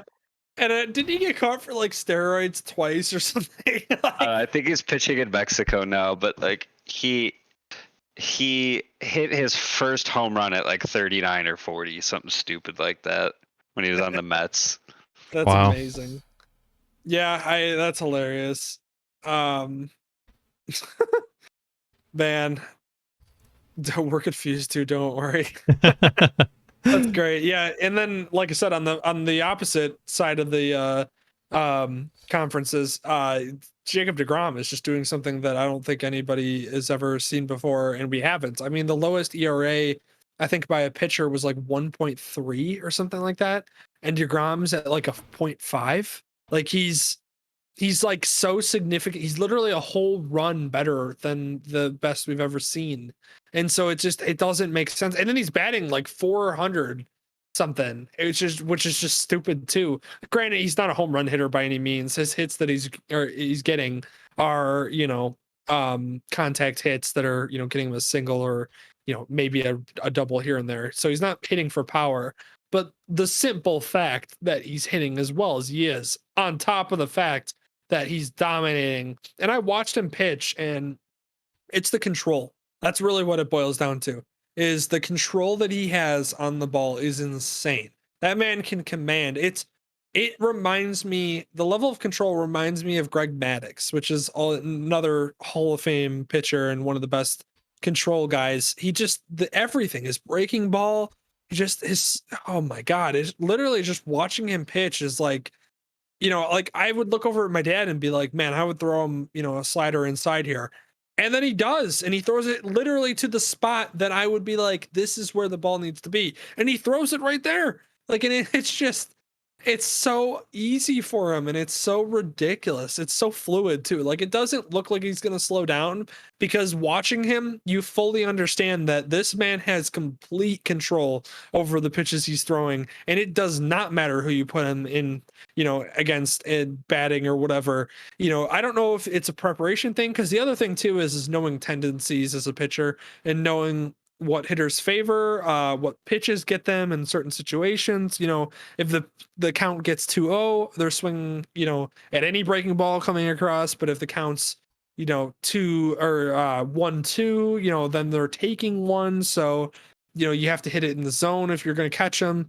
And whereas, like I said, if they're 2-0 and they're biting on everything, you can throw a breaking ball out of the zone slightly, and as long as it appears in, it'll drop and you'll get the strikeout. It's just, I don't know if it's like preparation meets the talent and meets just the quality of ball he's throwing. And I know that this year the ball is a little bit better for grip, and that's why pitchers are doing better. And then it also helps that pitchers are using sticky tack and all these illegal substances that they're now starting to get caught for. And I'm Trevor not saying Bauer talking about that the other day and pretty much telling, I don't know if it was ESPN or whoever, exactly how people do it. Yeah, well, and then Garrett, and like I said, if you watch our videos on Garrett Cole, where we talked about the sticky stuff, and Garrett Cole, when asked if he's ever used it, literally just that interview. I don't know how to answer the question, and you're like, geez, dude, like, say for no. love of just God, say no and move on. Love of God, just answer no and move. Yeah, just lie like everybody else, for the love of God. Jacob deGrom is by no means, I'm saying he's using any of it, but the command he has on his ball is insane. And that's what separates him. That's what separates a pitcher from, a guy can throw, there's plenty of guys that can throw 95, 96 miles per hour fastballs consistently in a start. But to have the command on your breaking ball that he does, and being able to throw a pitch literally anywhere he wants, is beyond, anything that anybody has right at the moment. And it's insane. And he's just on another level. And honestly, I hope it continues. And I really do hope that, honest to God, we have two pitchers that win MVP trophies for almost like both good pitchers, but like almost different reasons. Like, one is because he's an incredible hitter. The other one is because he's having just an incredible year. And so that would be amazing. So, and dude, we might have two MVPs that are pitchers that also won Cy Youngs, which are just, again, just insane. Just the thought itself is something that I would joke about a video game having. And then the fact that it's in real life now is insane. Yeah. So that's my spiel. That's what I got to say about it. It's crazy. It's great. It's hype. Moving on. Yeah, no, totally right. I just like that we had we had a similar conversation going on a month or two ago, and it's still relevant now. So love that. It's great. It's a great player. Unrelated note, did anyone see Patrick Beverly get ejected? Yeah, I did. Pushed Chris Paul in the back when he was walking for the timeout. Yeah.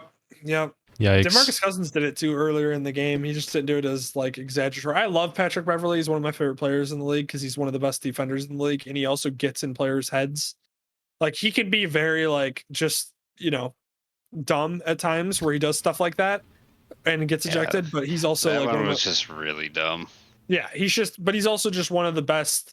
Get in your like at one point he actually genuinely covered LeBron, and like he's a 6'4" point guard that covered LeBron. Like that's the level of like defense and just like getting in your head that he has. So, he's one of my favorite players for that reason. But yeah, that's I saw his ejection. And by the way, the Clippers did lose by like 20 points. Yep. Where Paul George is, we have no idea. He wasn't at the game. And Chris Paul, he was there, and congrats to him on making the finals. And I hope that, honest to God, that they win it, because it's his first finals, right? Yeah, and I would love to see him win it. That's crazy. Wow, what a wonderful stroke of irony. In the year of crazy injuries, the often injured guy goes to the finals. Wild. Oh yeah, the only thing I wanted to add to the end of the Ohtani is, and we're not going to get into this because we'll go on for it forever, but again, I haven't seen Ohtani anywhere. I haven't seen him or heard him speak in anything. He hasn't permeated outside of the baseball sphere. Admittedly, I don't follow it day to day or anything like that, but again, Mike Trout, super reserved from what I understand, superstar, if you're in the top 5 list or whatever for all time, whatever. Now you have another players in the same level on the same team, and still nothing. Yep. Like, how do they drop the ball on this consecutively, continuously? How do you get that much of a stroke of luck and still this doesn't go outside of like your own sphere? How come I'm not seeing it everywhere and hearing about it? I'm going to pull a slight audible. I want you to change the picture to the one that has the young players in it. Okay. And we'll bring that up into our next conversation. We'll just skip this part. We don't need to talk about them. Yeah. They're good, but we don't need to talk about it. I was just going to mention basically the Dodgers and Giants are playing on another level. No, I'm talking about the ones. Go back to the pictures. I believe it's the one right there. No, the crown. I'm pretty sure, right? Because that's got who's in that? Yeah, Tatis. It's got okay. I think, God, it's so. If anybody is known the channel for as well as we've been going, they know that I rant constantly about the sport that I love, which is baseball, and how unbelievably frustrating the sport can be in actually just getting their players out there and advertising and everything you could possibly think about as far as what a sport should do. And if you want to know what a sport should do, look at the NBA or NFL. Don't look at hockey and don't look at baseball, for the love of all things holy, because they have no idea what they're doing. They absolutely do not. I've ranted about this so many times that it hurts my soul to keep doing it, but I keep doing it because I hope to God that at one point some executive hears this and goes, "We're dumb. We need to change this," because they're stupid. They're absolutely dumb. They're ridiculous. God, so angry. I'm so angry when I talk about baseball and how their advertising is just so garbage. It's just unbelievable. I've talked so much. I've talked endlessly about how they could fix it.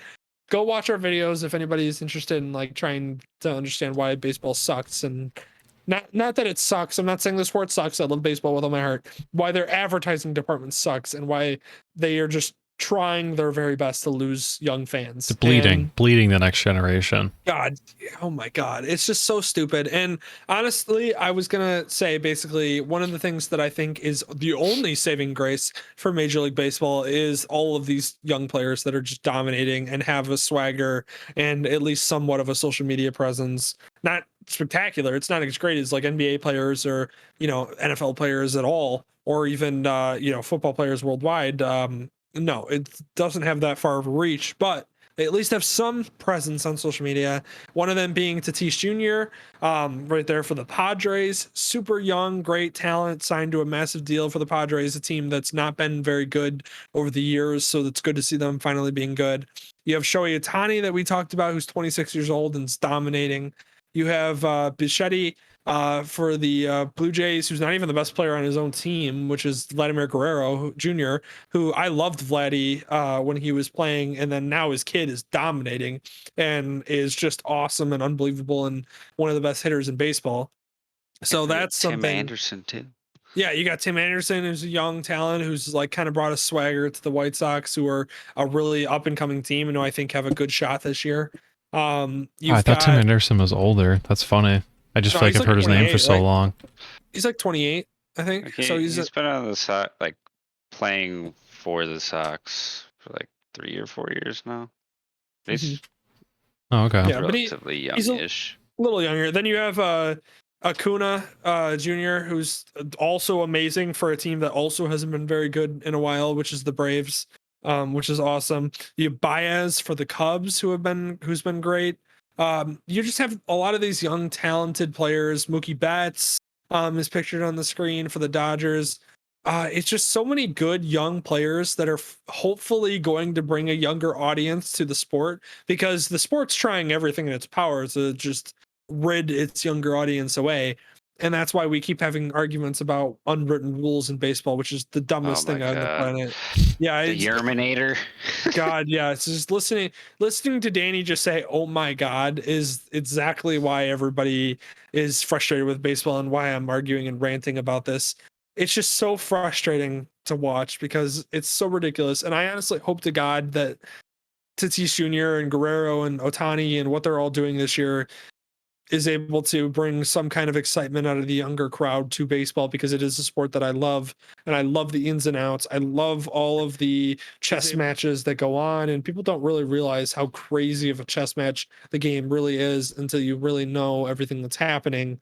And so I'm hope to God that they're saving the sport, but it's so freaking frustrating to listen to baseball every single year just try their very best to not have fans. So yeah. And I talked about this, so I won't repeat too many of the points that I had, but I went to the White Sox game, obviously the hometown, like a little I think it was a couple of weeks ago or whatever. And obviously I had this podcast on my mind and thinking about what we're going to be talking about. And the number one thing that I noticed was the in-game experience when we're actually there was pretty much a perfect representation of what we're talking about they should bring to TV, but they haven't, which is they had, I mean, like, obviously there's things that don't come through on the TV broadcast. You got like the in-between, you have like the music and everything that people are playing when they're in commercial breaks, things like that. But the parts they did have that were always really cool, and I don't really see on TV too much, is like, okay, when you have different people coming up, they're playing the top moments of like the White Sox history or whatever. They're replaying like Burley's perfect game. Yeah, showing that up there. Wise, yeah. catch. Yeah, the catch, they're showing all that. It's like really well edited, really well cut video and everything. It's super dramatic. They have it up on there. They're filling the time in between. They're like making it so that the boring parts where they're waiting for things to happen aren't really so boring. When you're on the TV and the medium that most people are accepting all of it, you're getting, ads. And I get that. That's part of it. Obviously, you're going to have that. But like, there's so much time in a TV broadcast for them to bring in things like that, or like how we always talk about like the sports science side of it, and more analytics on like what the players are actually doing. The significance of what you're actually seeing on screen is never illustrated, is never demonstrated the right way. And a lot of things I'm talking about and that we talked about before on the podcast were at the game. So they know this is happening. At least the stadium itself, like they know that what people want and they have some sort of idea for that. And it's just not making it to TV, whether that be the TV rights, whether that be the contracts or whatever. And there's just like, it just feels so rigid. It feels so bland because it feels like they're bringing out the same things all the time. And they're like afraid to take creative steps because of their audience being so entrenched and generally older. And they want the same thing. And, comfortability and familiarity is a big thing. But it was sad to see because eventually you're going to have to flip that switch and those people are going to start moving on and you need to actually hold your ground in a young audience. And that was the craziest part, is we talked about all these things and it's great. And you could talk about all you want, but it was there. And it was actually really fun. Needless to say, like the gambling side of it, I like bet on a game that was there as well. So that was kind of fun. And I ended up winning the bet. I think it was for 7 strikeouts when Oh my gosh, the pitcher, his last name starts with a G. Giolito. Giolito, yes, he made that, Lucas and he Giolito. pitched one more inning than I thought he was going to. So yeah, that part's obviously going to make the game more fun and why it's pretty popular. But everything else, besides that, there's so much room for that, and they don't take advantage of it. But that goes back to our same points. They just already exist. It happened, so yeah. Well, and people don't understand, like I said, the chess match and stuff that happens. Like at one point in the game that I was watching with my dad, the Cubs were playing, and Jason Hayward, the ball was hit to the outfield, and the guy rounded first and looked at Jason Hayward, and Jason Hayward had picked up the ball and was like, and the guy basically turned and didn't go to second. He definitely could have. He didn't go to second. Then what happened is, then the next play, somebody hits a single, the guy rounds second, goes to third. Then, then the inning ends up being where they get out of the inning with the man stranded on first and third. And then neither guy scored. The difference that people don't realize, which again, they could show in like sports science type stuff, or just things or little comments or stuff. The reason why that man did not score from third is because the Jason Hayward has an unbelievable arm and threw it and could throw it all the way from, wherever it doesn't matter. And the runner didn't want to test it. And that's why he didn't advance to second. If the runner had advanced to second, because the right fielder wasn't as dangerous as the thrower, he would have been home, and that would have been an extra run that would have been against the Cubs on that next single that was hit, because the guy ended up going to third. He would have ended up going home instead. So literally just simply because the guy knew that Jason Hayward was out there in right field and had an arm and wasn't going to test it is the reason why the Cubs got out of the inning without a run scored. That's the type of stuff that happens in baseball that people don't realize. Like, it's just, they don't highlight it, they don't talk about it, they don't really reference it when it happens.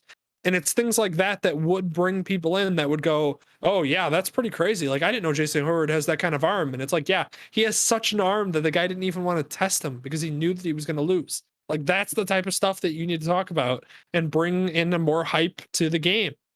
So Yeah. Sorry, that was just another rant, little bit mini rant about this, because it's just frustrating, and it happens. And every like time that a topic pops up, I just go, wonder why this isn't getting talked about enough. And it's like, yeah, well, that's why. Yeah. Oh, definitely. Yeah. This is what I'm talking about, is the simple fact, like, they could show a previous throw by Jason Hayward where he gunned a guy down from right field to second base, and then be like, yeah, this is why that guy's not testing him.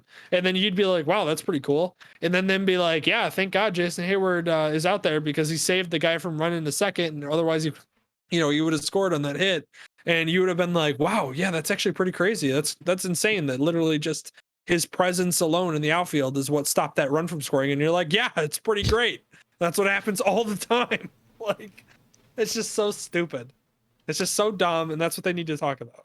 So yeah, that's again, if you want to hear my full rants, go watch our YouTube videos, because I rant nonstop for like 10 minutes straight about it. And at one point, I think we actually put out a video where I said I fixed baseball's advertising problems, and I 100% do.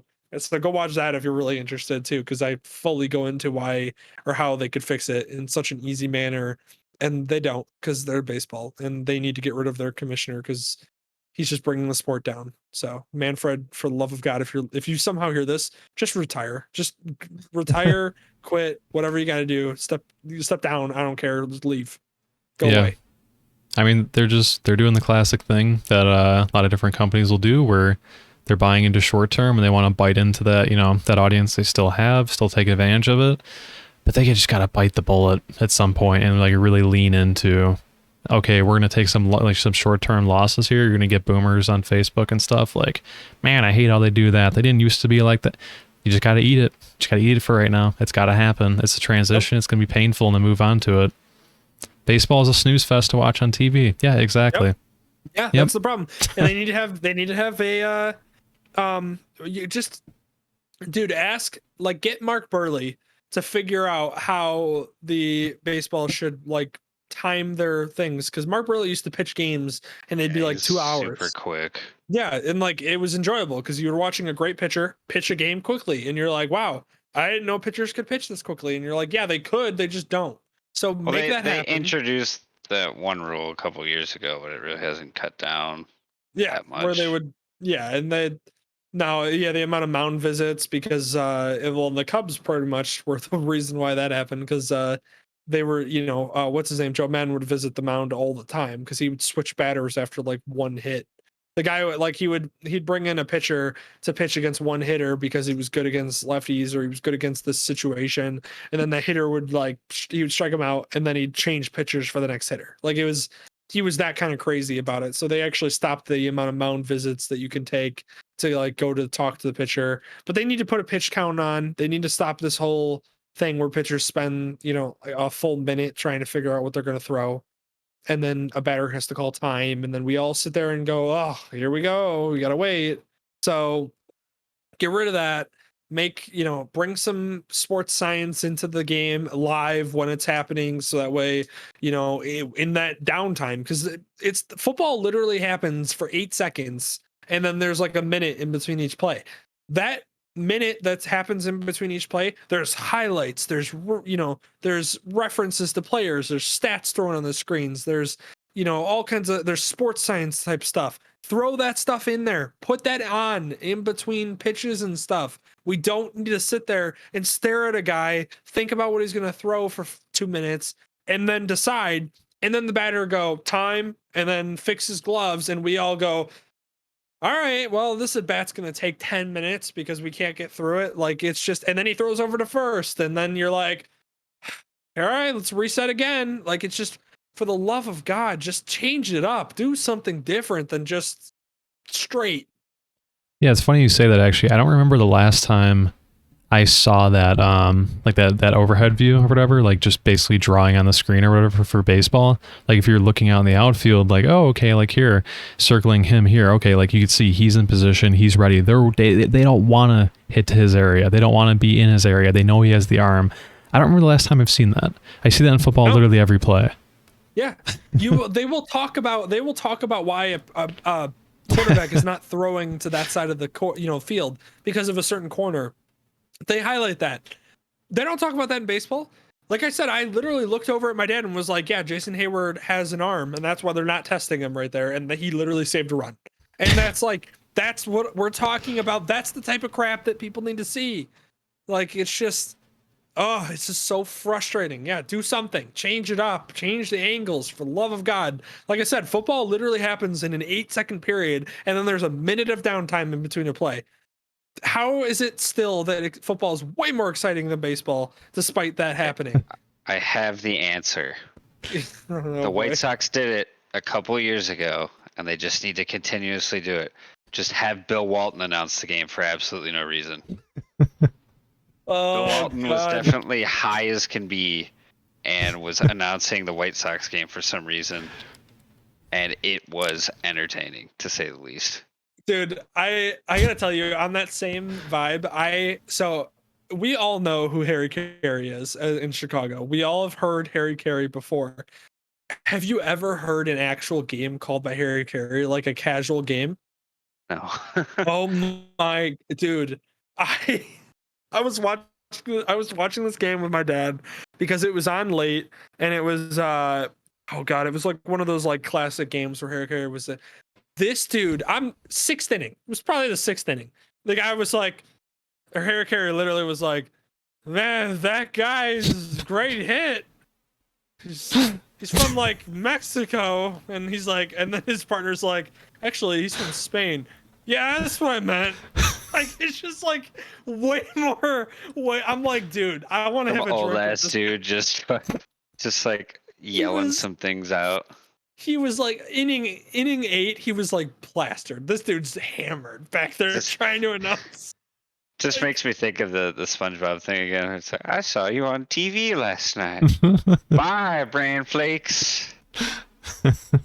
Honestly, it was just it was great. I was like, man, I see why Harry Carey's a legend, because this man is literally hammered, and it's like the 8th inning, and like It's like just spewing nonsense. It's just so great. He would just say stuff. He'd be like, "Sammy, holy cow!" And you're like, "This man is he's just so entertained and he's so drunk. It's so great." And like, it's just, oh man. And then at like one point, the camera flashes to like a pretty good looking chick in the audience, and he's just like, "You had a great fan out in the audience there. Wow." And you're just like, Harry is 100% pointing out that chick in the crowd. Oh my God. It was so great. I was like, man, I could see why Harry Carey was a legend, because this dude makes me want to drink with him watching the game.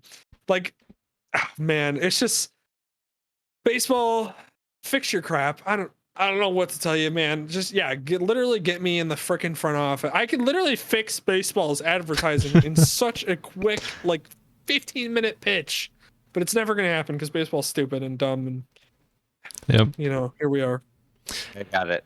Give everyone a bat, remove the bases, and just tell them to swing. Put blindfolds on them. Yeah, just go for it. Just go at it. Oh God. Human pinatas. I'm bored. Oh man. Well, can we you certainly would get more viewership.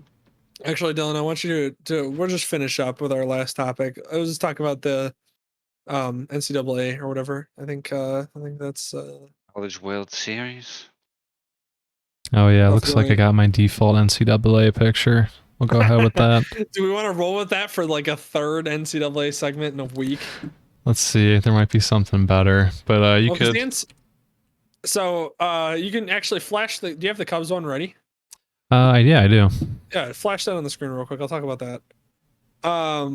What did he say? What about the NBA Finals? What's going on there?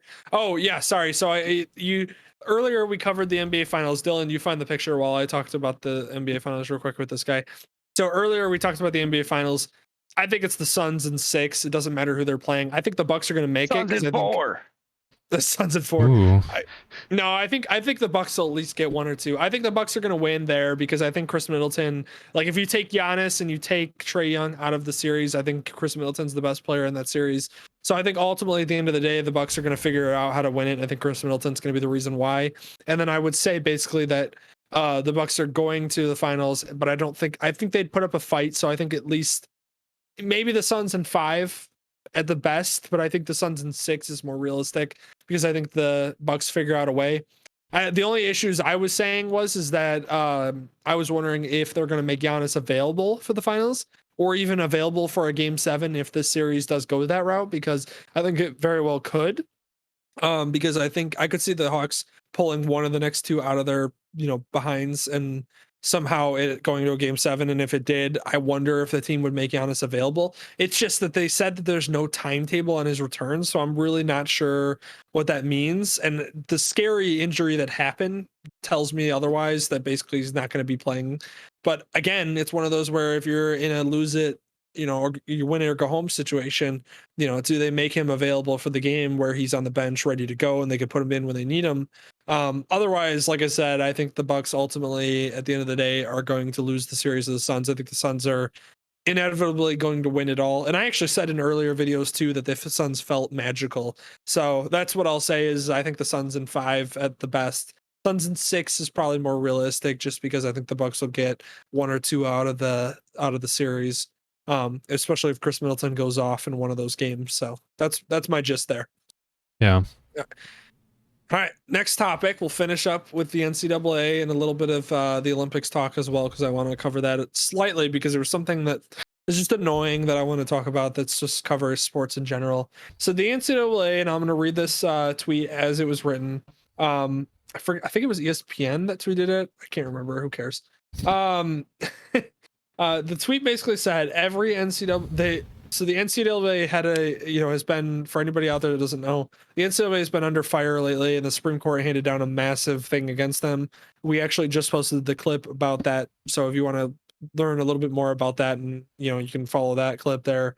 Essentially, the NCAA has been getting hammered basically by everybody involved, as they should, for the amount of unpaying that they do for their athletes that they make billions of dollars off of. And this today, the NCAA came out with every NCAA athlete in the country will be able to make money from endorsements and through a variety of other ventures starting this Thursday and on. So what that means is that every single athlete across all NCAA sports are able to basically make money off of endorsements as well as their image and likeness. If I remember, I believe that's a part of it. Right. So what that means is that essentially, and certain colleges have actually been having programs in the background the last couple of years. They don't really talk about them, but certain programs have had things where they will set you up with an agent or educate you on agents and everything, so that way you're more prepared, which is great and I think is awesome for young athletes. So that's something that's interesting too. But basically, what it means for athletes is that they can finally start potentially making money off their name. So last week I talked a little bit about an example, for instance, that Chris Sims highlighted, where basically, a guy goes to a summer league game and all these people pay to go to the game and then also pay for autographs afterwards. The athletes don't see none of that, regardless of the fact that they're there for 10 hours straight signing autographs or whatever it is.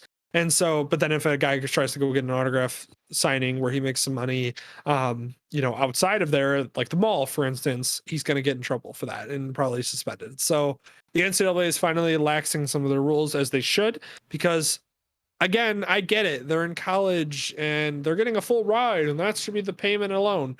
Enough of that conversation. We need to stop that. These teams, some of these colleges, their football teams are worth more than NFL franchises. Yeah. So let's calm down about that and all realize Alabama, man. Yeah, let's all realize that these athletes deserve at least some type of, whether. And the problem is that the NCAA restricted a lot of things, such as like internships, things that the college could give them could be a violation.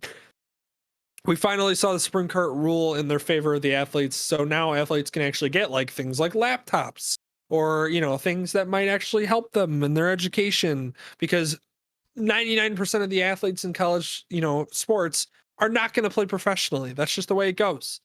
99% of them are going to play their full 4 years and then they're going to graduate with a degree. That is what they're going to move forward with in life.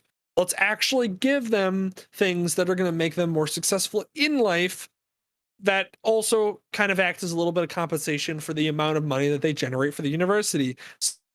Allowing them to receive, opportunities to internships, which is being allowed by the Supreme Court now.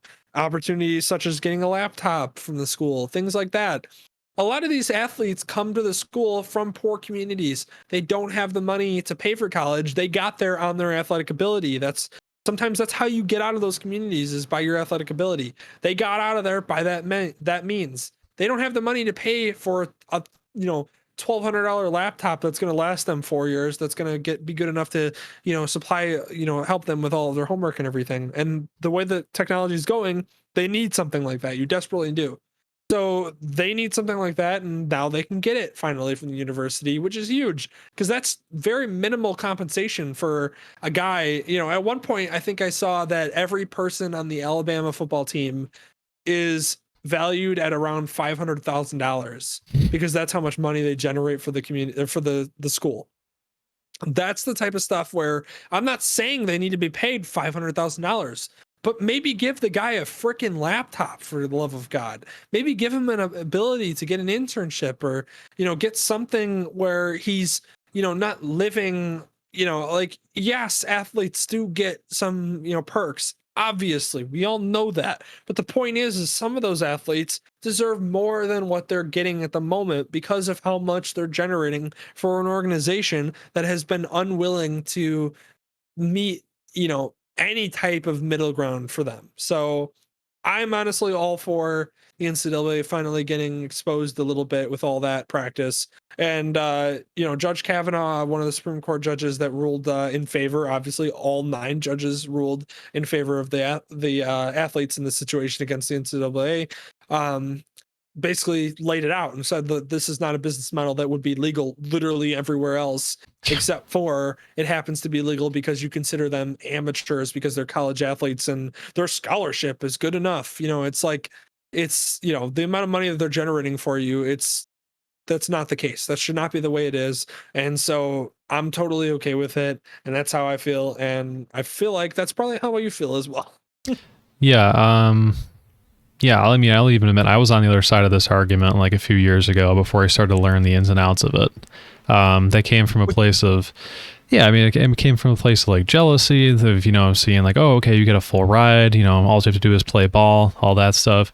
And like, yeah, surface level, that seems like it's correct and you want to run with that. But then hearing about all these things, the laptop thing you told me, I still didn't believe that was real. That seemed like it was such a minimal one-time cost. I was like, no way. Like they'd be talking about different things like lodging, food. I mean, something about a laptop. Like, come on. Something as simple as that.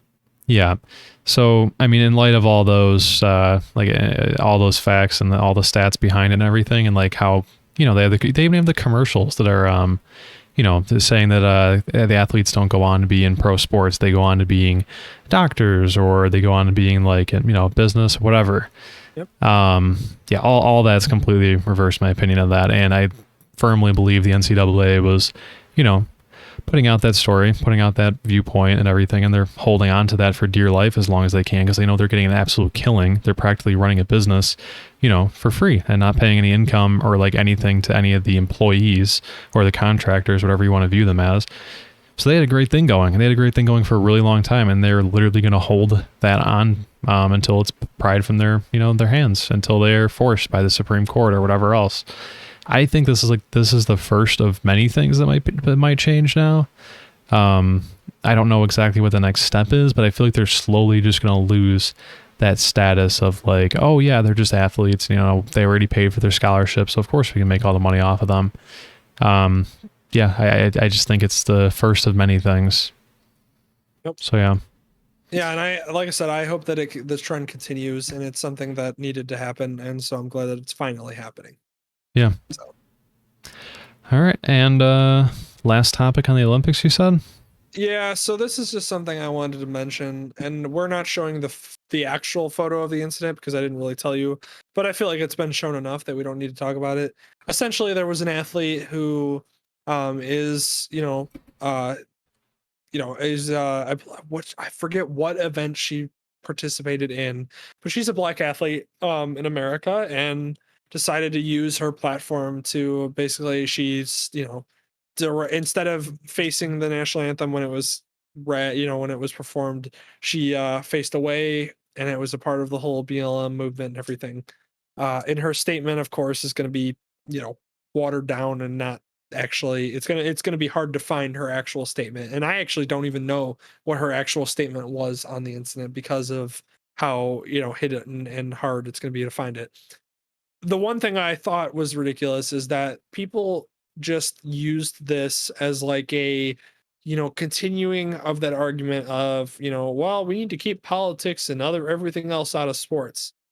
And, you know, you're an athlete, you're there to represent the United States, you shouldn't do this. And it's like, I don't have a problem with it. I really don't. Like, it does not affect me. It's like, if I didn't like it, you know what I would do?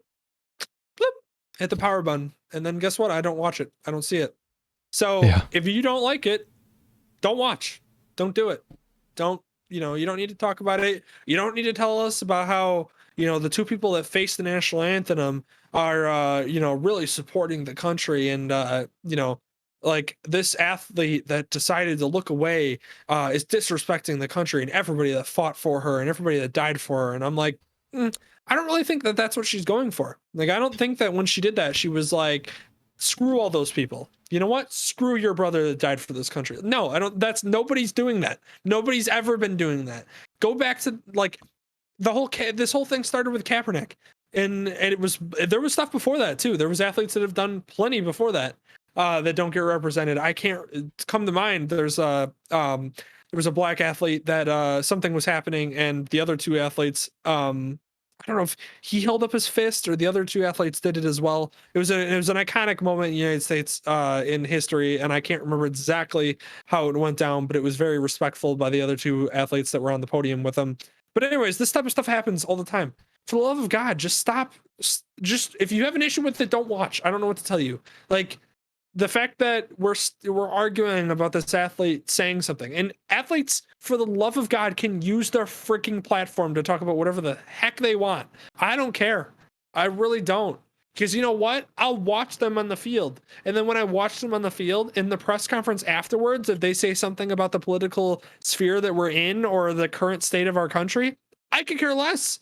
If they want to say anything, whatever it is, whatever side they're trying to argue, it does not bother me that they say that.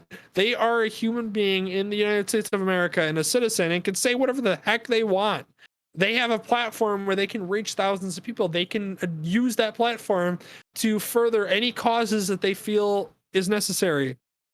It doesn't make any difference to me. If I didn't want to hear their opinion, I would just turn it off. I don't have to listen. It's a fantastic thing. There's an incredible thing called the power button. It's incredible. It's amazing. They invented it with electronics. It's on every single device, and it's on everything that you'd ever use to consume any of this content. For the love of God, use it if you have a problem. So stupid. It's so stupid. If you have a problem, don't watch the freaking event she's in. Who cares? I just don't get it. I don't know why it's because people need something to argue about and complain about and be upset about, because that's just how the country is and that's just how people are. They just have to be so riled up about something, just, oh, unbelievable. She would do that for all the people that died for this country. I'm like, I don't think she was thinking about that at all. I don't think that was a part of it. I don't think she was going, you know what? Screw all those people that died for this country. I'm going to not listen to the national anthem. Yeah. Like, does anybody think that was the case? No, nobody thought that was, like, nobody that actually looks at the situation and what she's doing thinks like, oh, she obviously hates all the people that have fallen for this country and all the soldiers. Obviously. She hates the firefighters too. Everybody. Like, no, that's not the way that it is. She is advocating for some type of thing, whether it be, BLM and Black Lives Matter and everything that's happening in the country currently and the current state of everything and the social, dilemma that's happening and everything, and the racial stuff that, by the way, still a part of this country. I don't know why people still act like it's not, people are like, oh, race isn't an issue. And it's like, yeah, really? Because it is. Because I heard a story that the, talk about the College World Series. Congratulations to Mississippi State, by the way, among this rant. Is Vanderbilt, parents of the Vanderbilt team had actually, there was the coaches had heard people yelling racial slurs at the Vanderbilt coach or parents. And it's like, that's why, that right there, that's why we're still talking about this. That type of incident. That still happens. People get angry. People get riled up, and then they start immediately yelling racial slurs and stuff like that. And yes, there's a good amount of people that don't, and there's a good amount of people that are good, that actually genuinely see people for people, which, is great. But there's also people out there that still suck. They still are terrible human beings that, for some God knows reason, just are like, I'm going to yell a very offensive racial slur at this person because I'm angry, and that makes me feel slightly better. And it's like, you're a terrible human being. That's all I got to say about that. So I thought we beat racism when Obama was elected. Exactly. We 100% did, and then I just stop this whole dumb conversation about how athletes can't use their platforms or how you should separate politics from sports. It's like, no, when, Patrick Mahomes is running a play in the game, guess what? He's not yelling BLM while he's throwing the pass to Tyreek Hill down the line. No, he's running the play. He's producing what you're enjoying and watching. So when the game's over and he decides to use his platform, or when the national anthem's happening, which, by the way, how many people are tuning in for the national anthem in a normal game? Not very many people. So the fact that he decides to kneel or say something or use his platform for anything else, don't tune in, for the love of God, if you have a problem. I don't know what to tell you. No, going off of the point that you said, and it gets brought up a lot, is like how immediately people always jump to, hey, like, you hate this country or whatever because, you turn back on the flag, you kneeled, whatever it might be. I don't think anyone ever believes it was the case. That's a really like insight. It's like a really just easy thing to just jump to. It's always been the fact that you I mean, obviously, if you're still, you're an Olympic athlete, whatever else you might be, you just want the country to be something greater. You don't want it to be in its current state. There are issues. Pretending that there's not is just a really easy, childish thing to just jump to. And it's never been the case where it's like, I hate all the people that contribute to this country. It's been, I want to call attention to this issue because I think this could be something greater. And it should be something greater, and we deserve to be.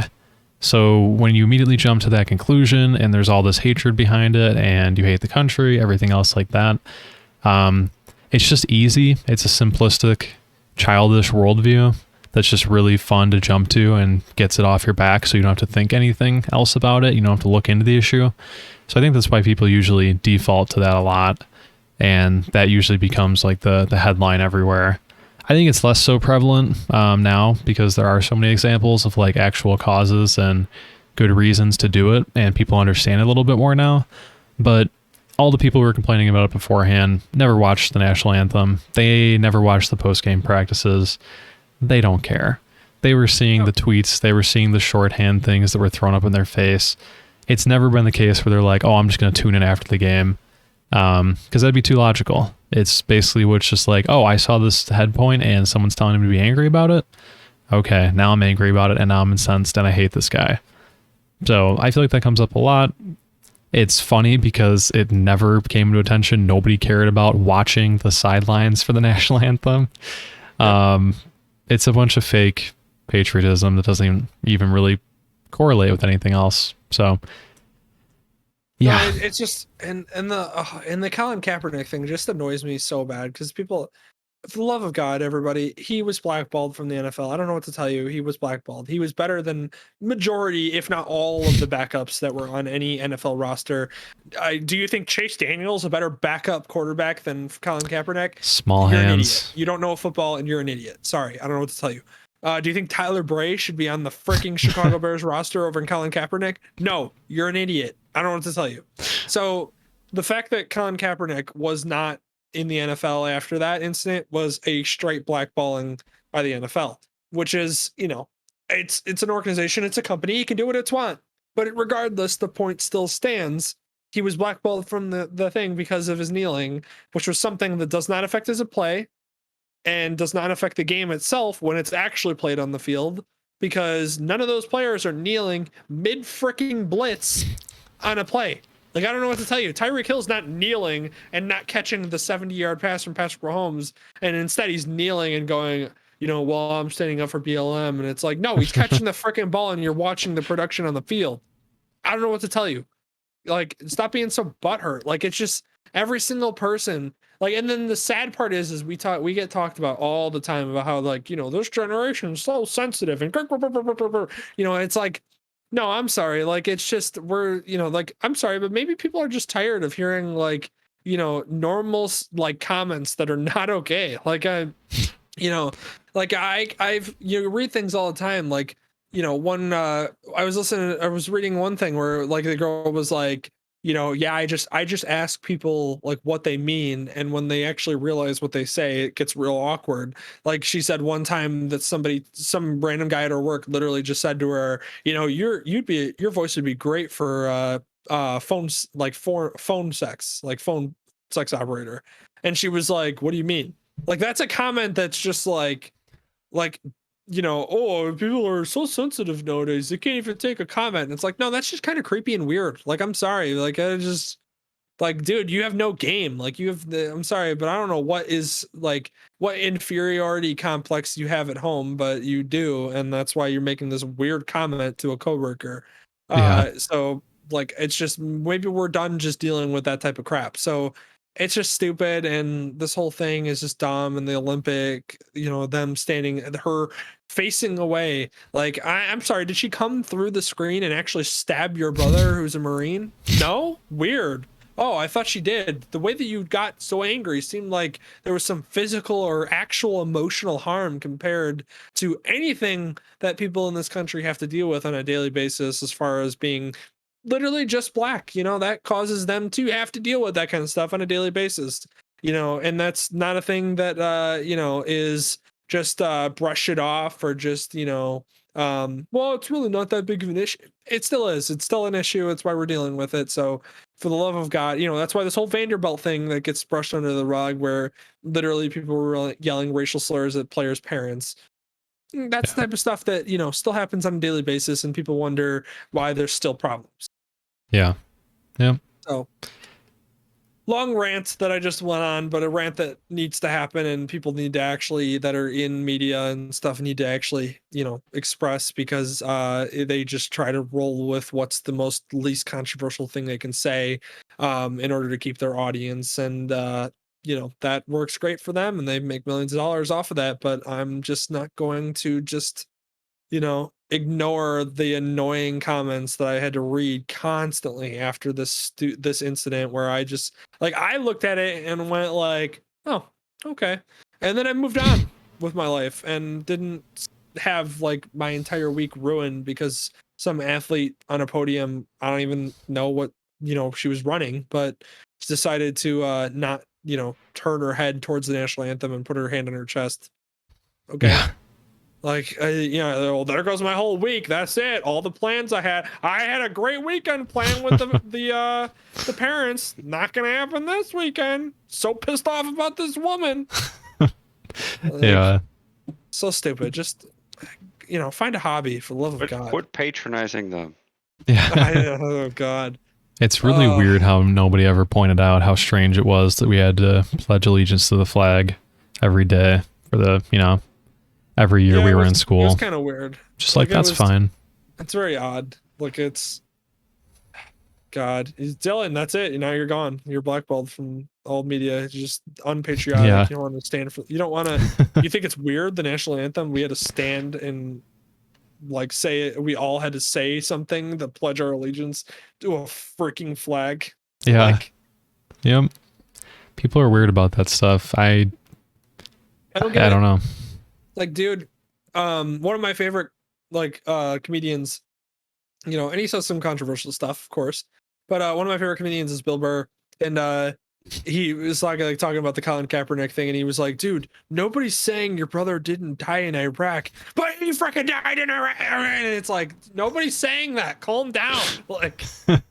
Literally nobody's referencing anything, any of the people that have fought for this country, for you to stand up and say that and disrespect the flag. It's nobody cares, dude.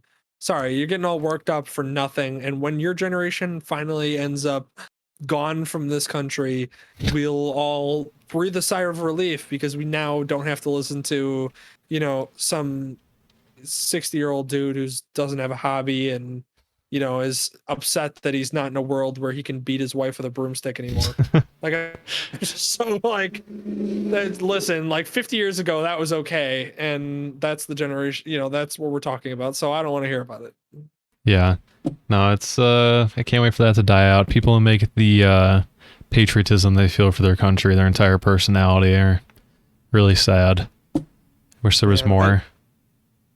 I don't know if this guy's still listening, but just to answer his question, because we're done with this rant now, because I'm just so annoyed and I could go on for hours. I'm, massive fan of the Chicago Bulls. Just, they haven't been good since freaking Jordan.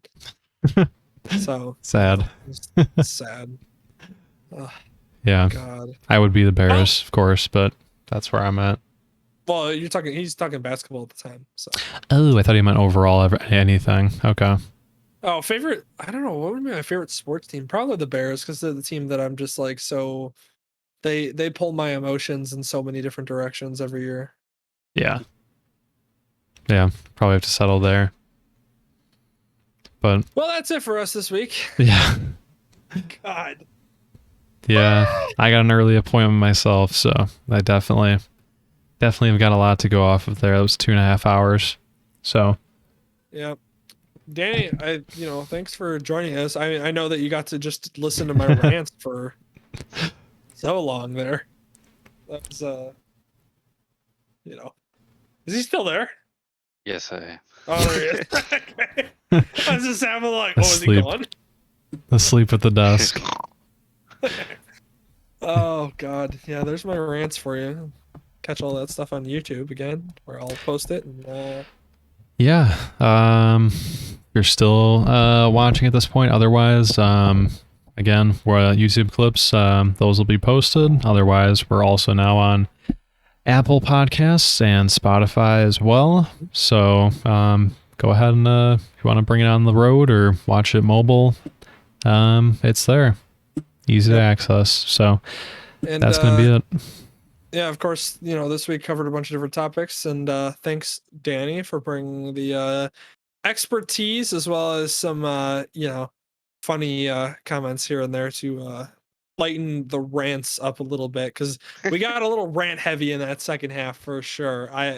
Speaking specifically of me, so that's all we're gonna say there. So thanks, Danny, for joining us this week and hanging around the whole time while I just got very angry for a while. Yes, I accomplished getting Grand Champ and 10 wins in Rocket League. There we go. So good. That's the good news we need to end on with this podcast after what we just finished our last topic with. So, yeah. So thanks everybody for joining us, and next week we'll have more fun topics, and catch me on the next angry rant that I give. Oh God! All right, we gotta go to bed. And then just for the end of the editing, you just do a little pop or something there, something that sticks out. Look at that for later. All right. Good night, everyone.